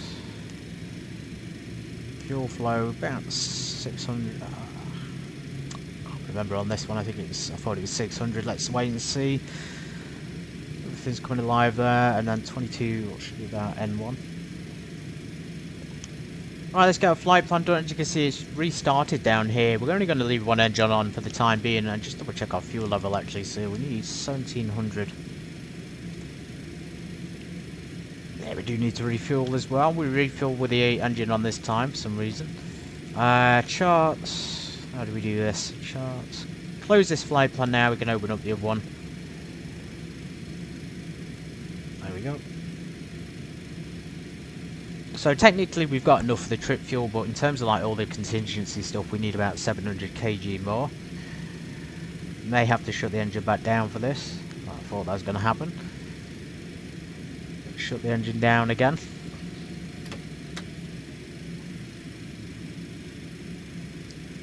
And we'll put that to 17.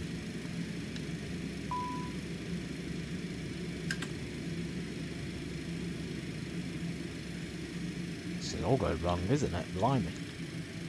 I didn't want it to open in one of those windows. Right, no fuel left now somehow.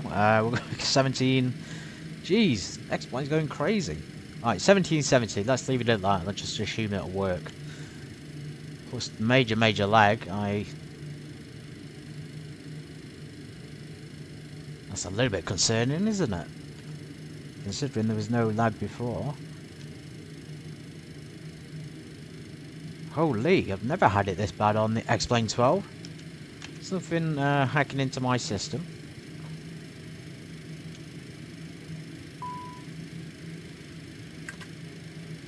I have no idea. It was when I pressed the C for the... When I pressed my key there for the Avi tablet, it seemed to crash the game out, and it's doing it a little bit now as well. How peculiar. Generator's on, the APU's gone off. Okay, that's why the APU's gone off. Of course. Peculiar things like this, guys, do happen to me occasionally. When they do, it can be a very confusing experience. As you can imagine, you've got no idea what's going wrong when you're on the stream, but when you're offline it works absolutely no problems. Just the way it is.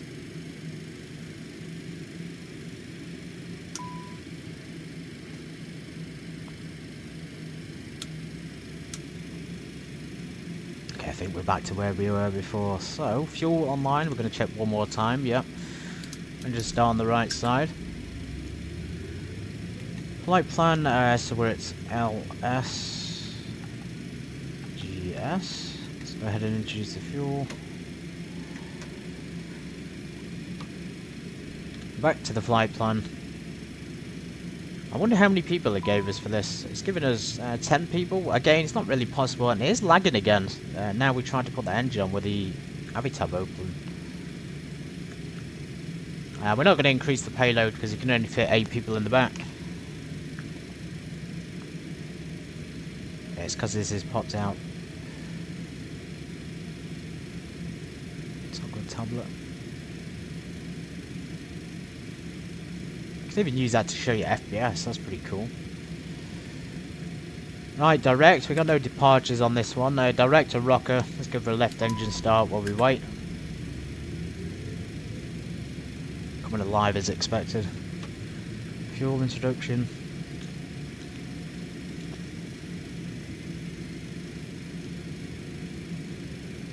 Yeah, something's draining my system. Right, rocker. In this case, we do the LIMF. Oh,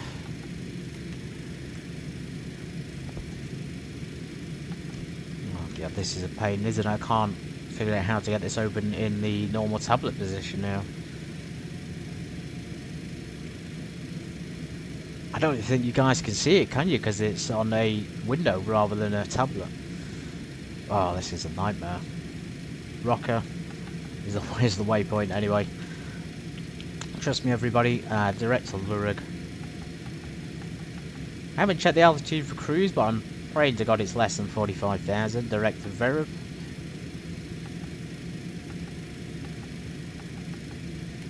Then we have, looks like Verib's the arrival. Verib 1 Alpha for the arrival. No departure. Well, runway 25 is a departure runway, but we don't have any SIDS.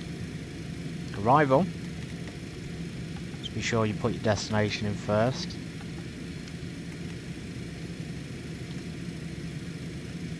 Runway 36. So, runway 36. Again, not sure what it is, so check the arrival first, the stars. Verib 1 Alpha's not coming up as available. We've got 3 alphas, so it's probably that one. And then we'll just choose the approach when we get there. Probably will be given us by ATC. As you can see, they're a very short flight plan. The altitude for cruise, 19,000 feet. That's a huge relief, everybody, for me. Fuel on board. 8 people. So, initial cruise, we need 190. Confirm initializations. Takeoff. We'll keep 5 degrees of BRI, but Maybe 15. I'm thinking 15 because we're going to have a steep climb out. So 100% lag going on. Give me 1 more minute to close this Avi tablet. It must be that that's causing it.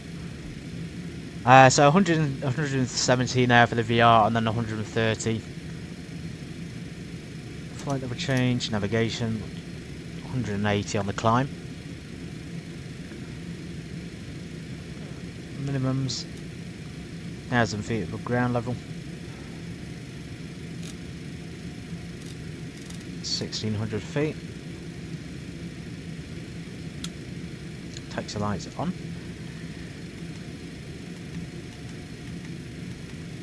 Okay, back to V speed, so take off.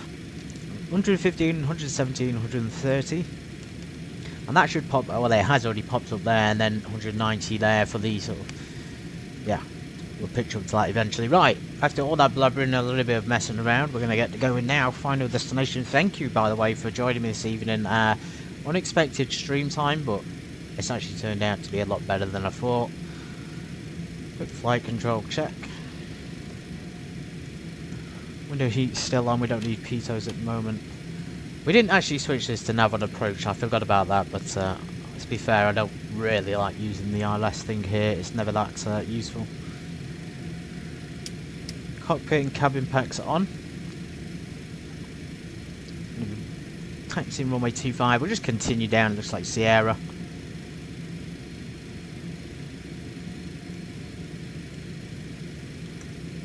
Let's get going.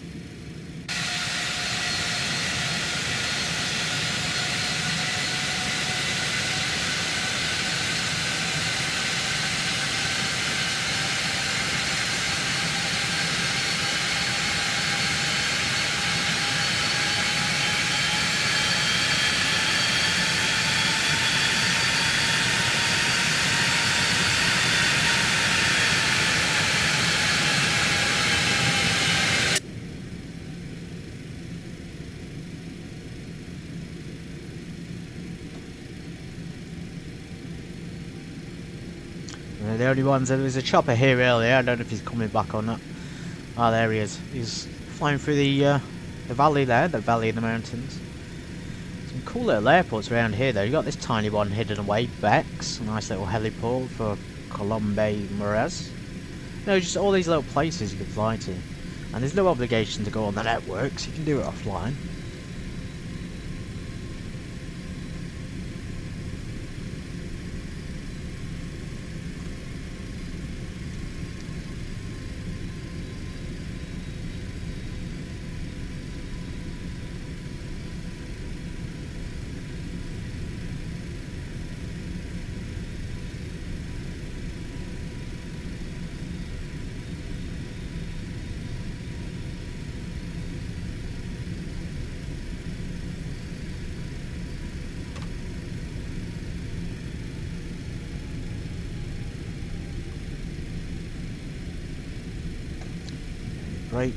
Brakes are working. Let's get the hydraulic pump back off. Let's squawk. Mode Charlie.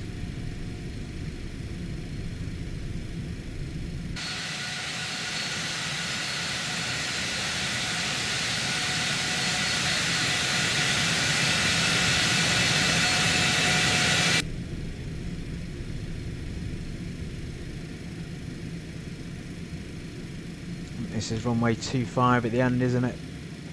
No, see, it's one of those airports where you have a lot of space, a lot of parking.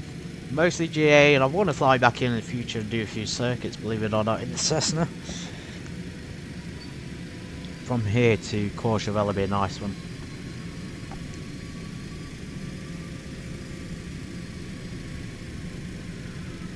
Okay, heading mode 250.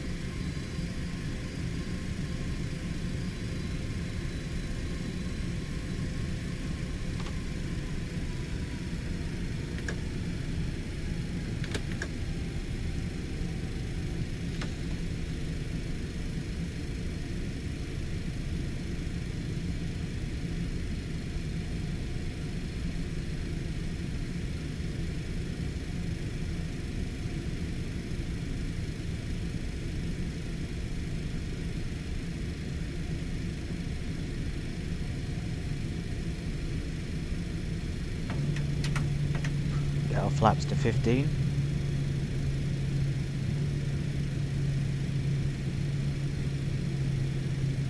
Nice radar over there, isn't there? Right, 2.5, nice. It's quite far about the holding point of this airport, so you can see there quite far. Let's get our landing lights on. Take those off, our strobes, pitos. I'll wait for the anti-ice. I was going to say maybe earlier would be better. So 15 degrees on flaps. Let's just do a quick flight control check. Ailerons, elevators up on the left.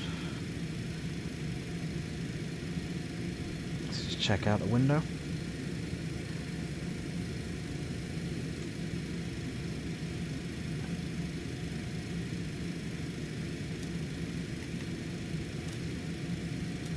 Testing then altitude. I'm going to need the train radar again.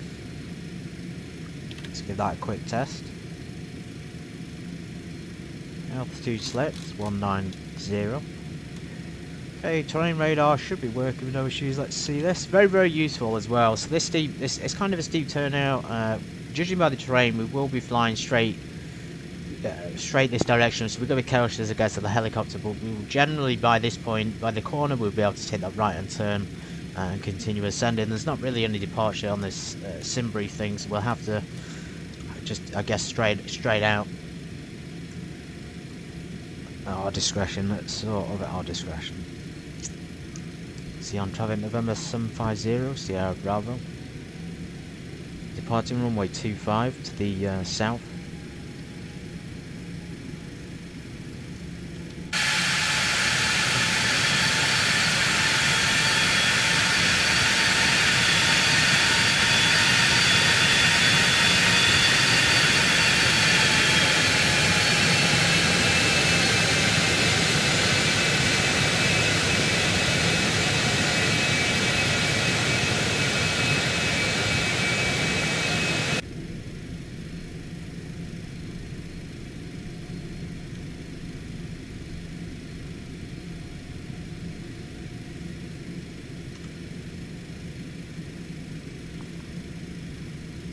I'm keeping my eye out for the chopper. He's kind of heading in our direction. I've got a feeling he may be coming down to land.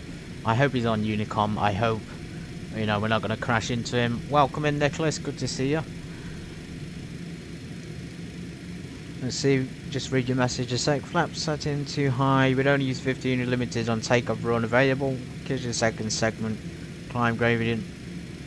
Let's see. We only takeoff run. Well, we do kind of had a limited one here. It's a pretty small runway, to be fair.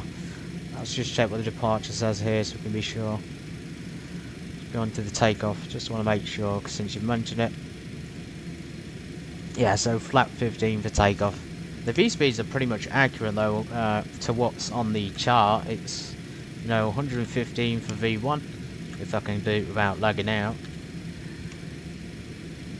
Yeah, very, very close on the speeds as well, and then the V2 130 is, yeah, very close. 15 degrees of flap, so is required on this takeoff. Don't worry, we can do it. It's the Citation, trust me, has so much power. So our takeoff thrust.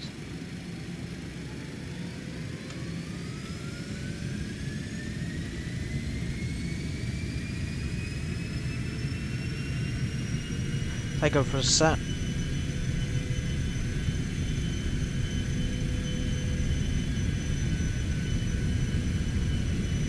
There's 80. Okay, V1 rotate. Gear coming up.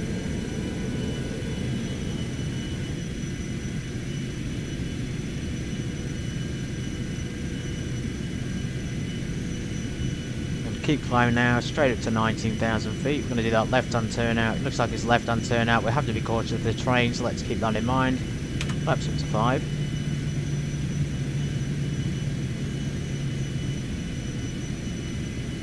That traffic's right in front of us, that chopper is. He's down there about 1,300 feet below us. Flaps up. Change to VNAV mode. Looks like we're already increasing our speed there to 300 knots, and slats up. We'll reduce the power now to climb. Pitch down for 270 hopefully, and keep climbing through the mountain. We've got a little bit of a gap there, as you can see, which is kind of where we're heading, through the gap in the mountains.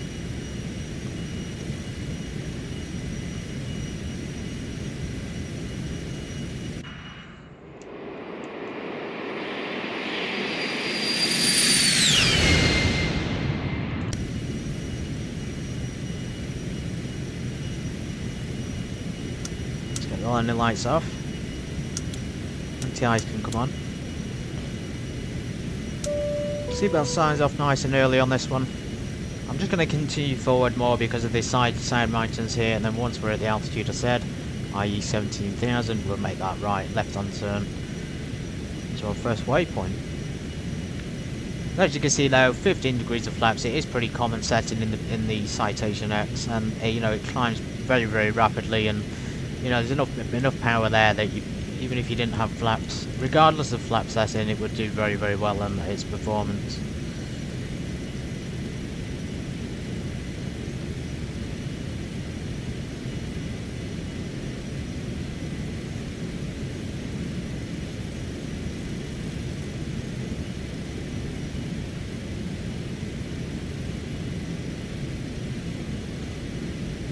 Heli's gone back to the airport. I didn't hear him on ATC. He's probably well below my altitude. That's why he's not talking. Let's tune into Milano.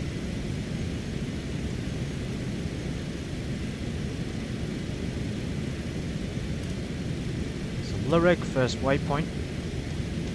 Okay, we're above 10,000. We could technically turn the AP off. We got a lot of lift coming off these mountains, by the way. You guys can't feel it, but trust me on the controls. I can feel it all, and it's pushing us strongly upwards. And obviously we've got that wind to contend with. Very minimal, I have to say. Very minimal winds, given the altitude we're at. Right, co-pilot, your time to shine. Let's leave that on low pressure. We'll get the APU off. An extremely steady bird though, if you can handle it well. It really is a pleasure to hand fly it. Barely any input required. You could probably maintain your climb just with your trim button alone. Okay, autopilot on, let's get half bank on.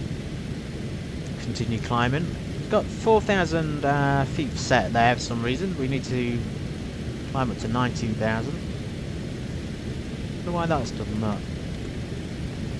Cruise, so 190. It's still got the old amount. This is a little bit of a bug, I think. Laminar maybe is not aware of it, but it will have information from the previous flight display on the heads up here. So obviously this should not be 449, it should be 190. It's taken the old information, not taking the new information, which is what we need.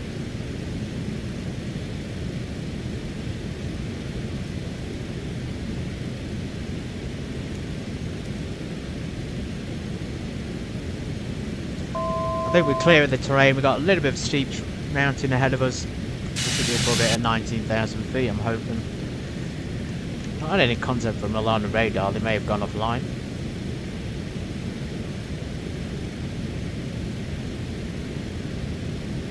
.435, 455. That tunes into the right frequency. Are we going to crash or not? I think we'll be fine.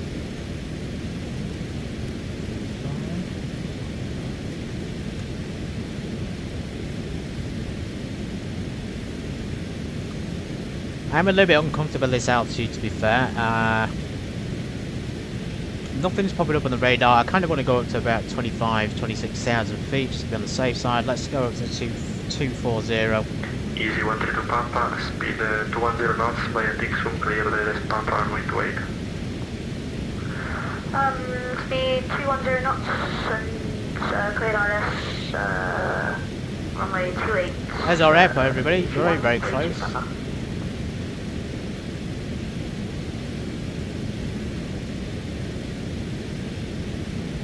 Runway 36. Let's get the ILS frequency in. I think we probably can get charts here at this airport.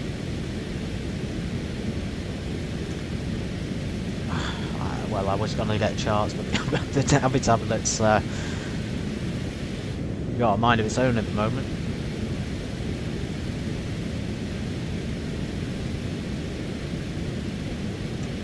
France 257, monitor advisory, ciao. I'm in the France 257, unit at 160 at time. Business 235, monitor advisory 128, ciao. Business 235, monitor advisory, ciao.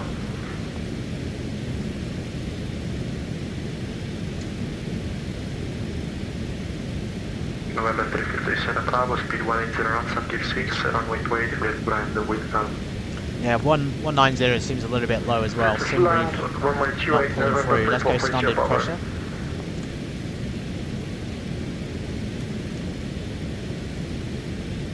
Easy 132 over speed.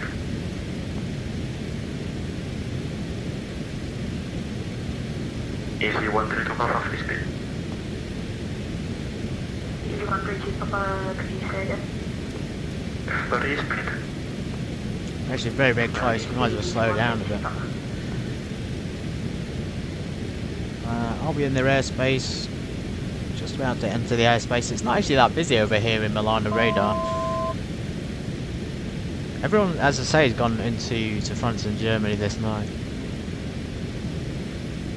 Lufthansa Conway from Charlie, turn Just line information. 265 base, descent 3000. 20480. 265 and descending 3000. Lufthansa 20480 for the ATIS. To passports, QF Echo, 9058 head to passports. You have received ATIS information. Delta. Okay, Delta information.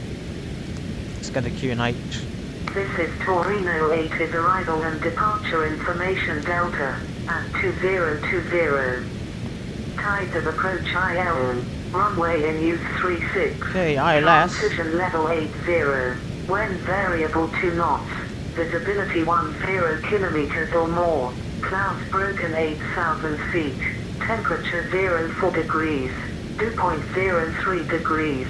QNH 904 hector passport. US Echo 9058 hector. I'll be honest, I don't know what she said on the QNH there. Delta.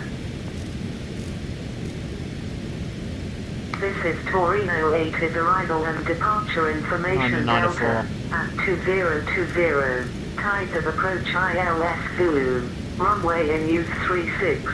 Transition level 80. When variable 2 knots. Visibility 10 kilometers or more. Clouds broken 8,000 feet. Temperature 04 degrees. Dew point 03 degrees. QNH 9094 hector passport. QF Echo 9058 hector passport. Got the information. You have received ATIS information. Delta. This is Torino ATIS arrival and departure information Delta at 2020. Tide of approach. It's quite slow ATIS information, I have to say. Are we in their airspace? Oops. Wrong button. Yeah, we're in their airspace now. Orlando Radar, November 750 Sierra Bravo, with you, flight level 240.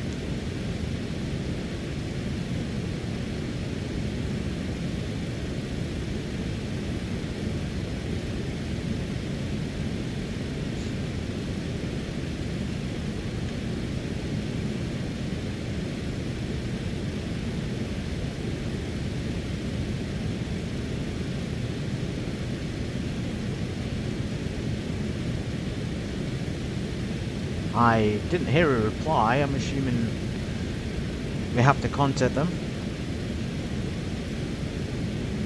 No sound at all coming through now.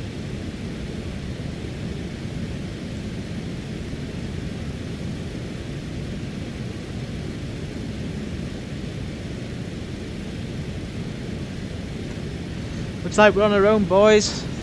Strap in, strap on. Well, this is it. This is bastards at this network. Honestly, No, seriously though, we're going to be landing ILS then. It looks like we've got discretion. Probably Zulu at this time of the night. Arrival, ILS, Zulu. Let's just do that. Activate that. We've not got long, so descending already, go down to final decision height. Excuse me, not decision height, final height for the approach. It's looking a little bit all over the place. So we're coming down, circle to the right hand side. Let's go down to 4,000 feet. It's a nice round number, isn't it? 4,000. So our power, we'll use the vertical speed for this one. We'll go to 2,000 feet a minute.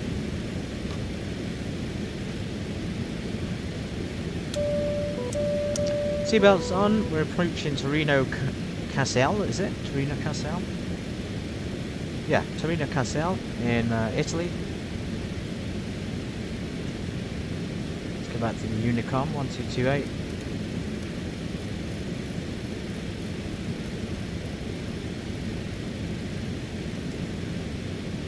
Agency may have disconnected just because it was the end of their session, I guess. Weather's really scattered over Europe. Thankfully, where we are today, aside from being a short flight, it's really, really calm. Calm conditions.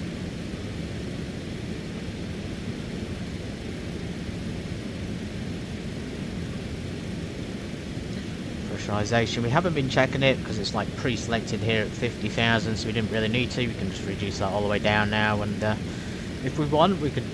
If we do cabin dump at this kind of altitude, that will cause us to pass out because the cabin will equalize to the outside pressure and we'll lose oxygen. So what we do with cabin dump, we can dump the pressure if it's not drained by ground level. So if we're below 10,000 feet, if we do the cabin dump, for example, it would be more efficient. It would result in a cabin decrease rather than increase sometimes. So you got to be careful of that.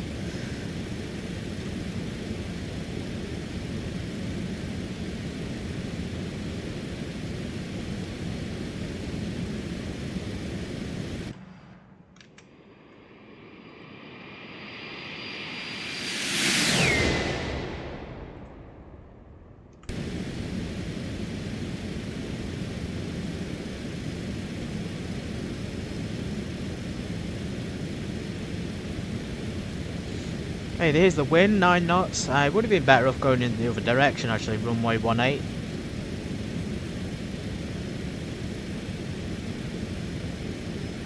It is what it is, isn't it? 9 and 94. Let's switch to it now before we forget. Straight down to 4,000. That's the altitude it's given us in the FMC as well. And as you can see there, so AirSUP. Let's get the half bank off for this one.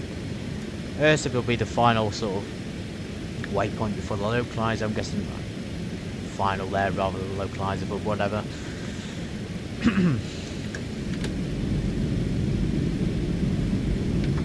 Okay, slats and 5 degrees of flaps. We'll go full flap on this landing. I know you can't see it, I just realised you can't see the flight plan, but obviously it was 15 for takeoff and it says full flaps for landing.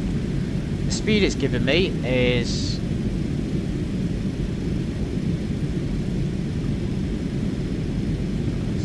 causing a lot of lag having that as a window. Landing data, sorry, again distracted. Yeah, flaps full, and then speeds are okay. Have I been lost so much frames from that Navi tab opening the window that it actually got disconnected? That's insane. It's not giving us the speed as the speed reference, so we have to check it ourselves. So approach 124 and final 120, so very, very light on the approach there.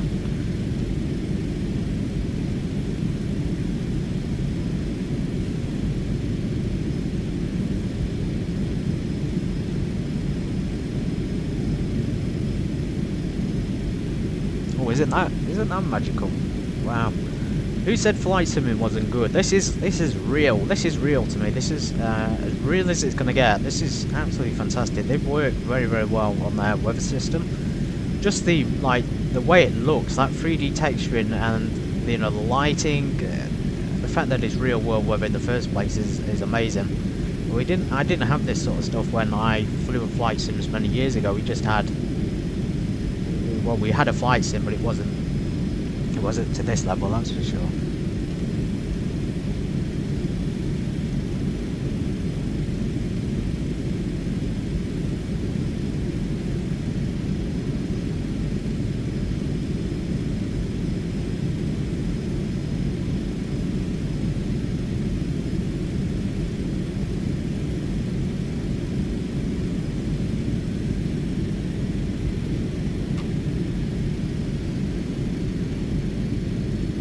No need for the engine sync during this segment. The APU is coming back online.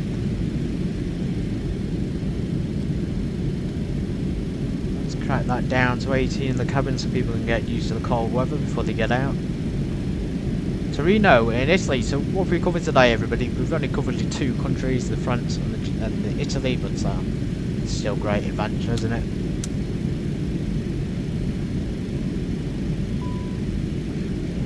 Generators maximum bleed on. Let's get our landing lights on.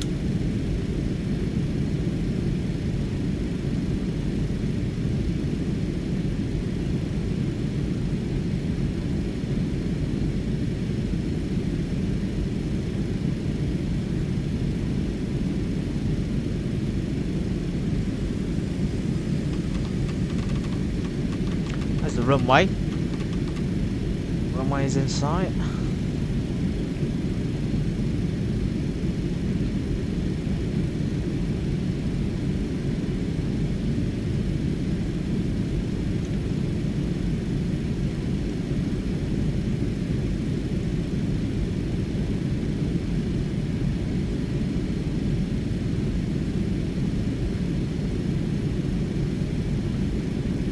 Turin-Caselle traffic November 750 Sierra Bravo is inbound ILS landing runway. I can't remember it. Runway 36.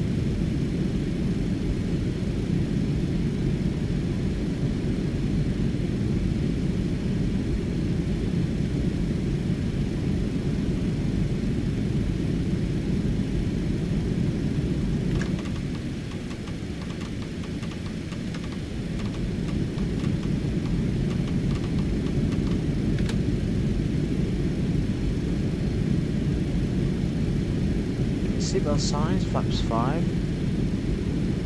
Landing lights on. Amazing city there's to fly into. Yet again, just another example of some amazing European cities. Really good reviews. I'm sure if you have custom scenery in these places, it would look better. But for me, this is ideal.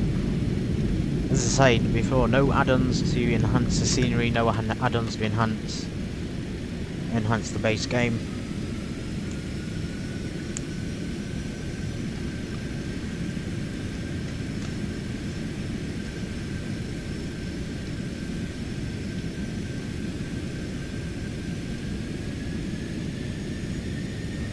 Switch to navigation for the localizer. We'll go back round if we need to 4,000 feet.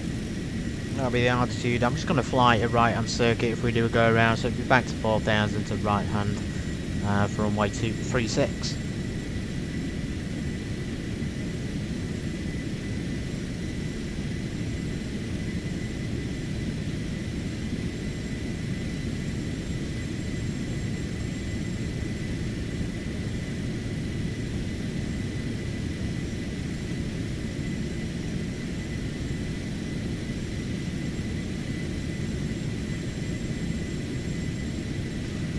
Approach mode armed, we're on the localizer. On the glide slope now, let's bring our speed back. So reference speed of, let me keep it up there so we can remember it. 120 about for the approach speed.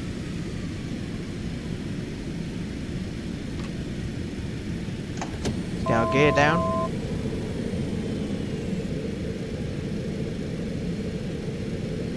Three greens. 15 degrees of flaps.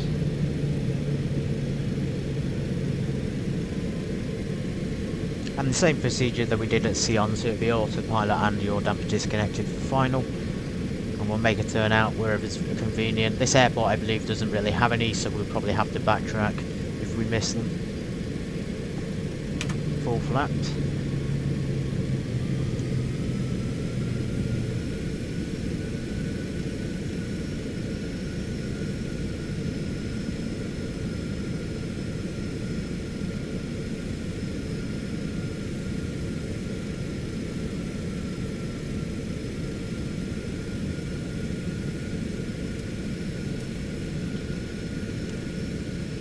Set 200 feet.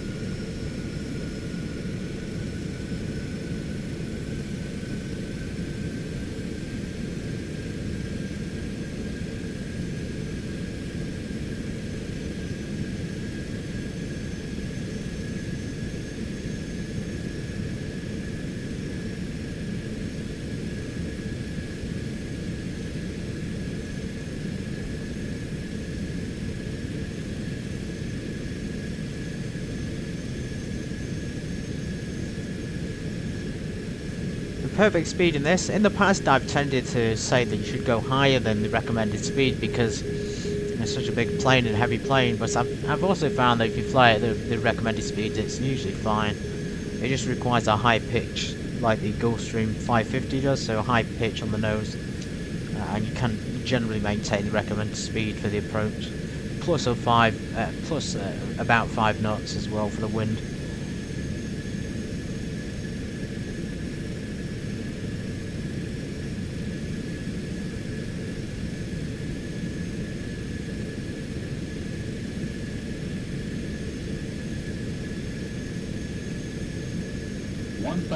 I was just waiting for that, the 1,000 feet call out, so I'm going to go autopilot off.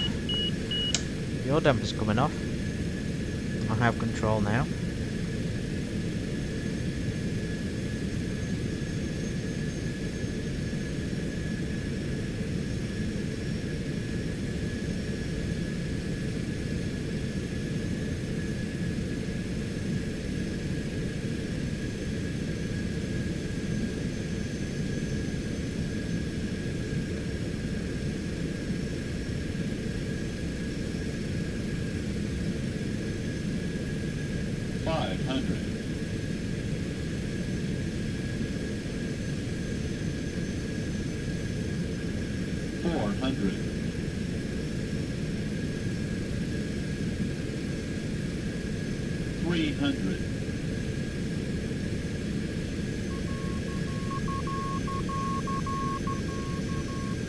Minimums. We'll continue. You're actually on track for the ILS. 100. 50. 40. 30. 20. 10.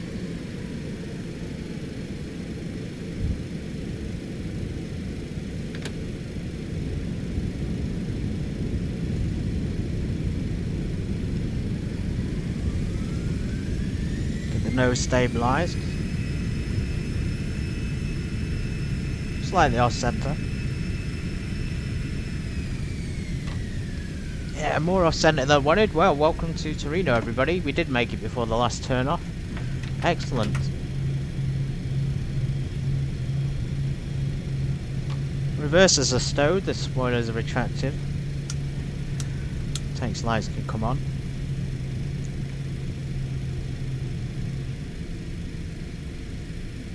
Ah, I like that. I did like that. Very good. I think 5 stars on that. Even though it was off the centre line, you know, it is what it is. Excellent London. Strobes off. And we'll stick this transponder to standby. Just find out where we're going to park here at Turin-Caselle. I'll likely go in the GA parking, to be fair. Let's go ahead and hold here on the whole point. So, ATC to standby. We can probably squawk, you know, 7,000 since we're back on the ground. Everything there is stowed. APU is on. Weather radar can come off. Ground radar in this case.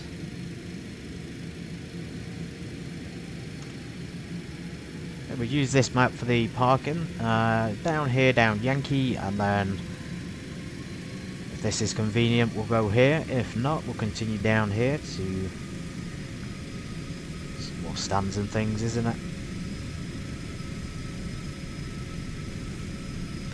Oh wow, what a flight this evening. I didn't expect to do this stream, to be fair, until, you know, Friday. Well, thank you for joining me, everybody. We'll watch the replay as usual. I will sign off. Once again, thanks for being here. Thank you for watching. If you are watching on replay and you want to see some more night flights, I do like to do them, but obviously people want to see what's going on in the daytime as well. So if you are a night flight person, then let me know in the comments. And let me know if there's a destination you want me to fly the Citation X. Let me know if there's a particularly challenging approach you want me to do as well. I'm more than happy to do them. To take feedback. Again, the comments is the best place to get a flight requested, so you can see it there and not forget about it. And this is our turn in, isn't it? On to the right. A little bit of a turn there, a little bit of a parking space. Not the best. More for GA planes than anything.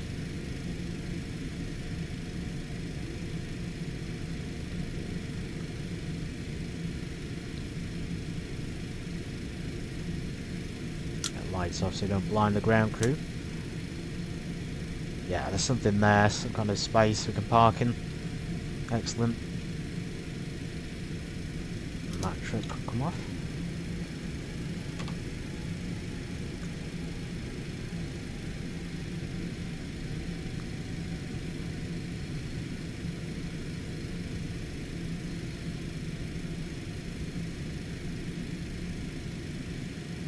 VIP parking, Grantham Corporate. Love it, gotta love it. Okay, so we're parked now. We're gonna get the anti-ice and things off. Don't need window heat. We're gonna do a full shutdown. I'll do the full shutdown when I'm off, guys. We'll watch the replay together though, and see just how good it was. Cockpit packs. The air can come off.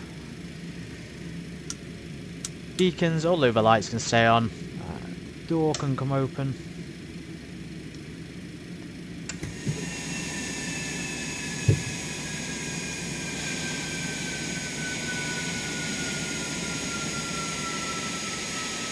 Shocks on place. Yeah, decent parking. We're in a proper space here, so it was big enough for the jet. Moment of truth. Turino, is it going to be better than the one we did before? Look at that view though, with the city behind it. That really is magical. Tonight, the word tonight, magical flight for everybody to remember. Thank you again. I'm Grantham. I'll sign off after this. Thanks for sticking around.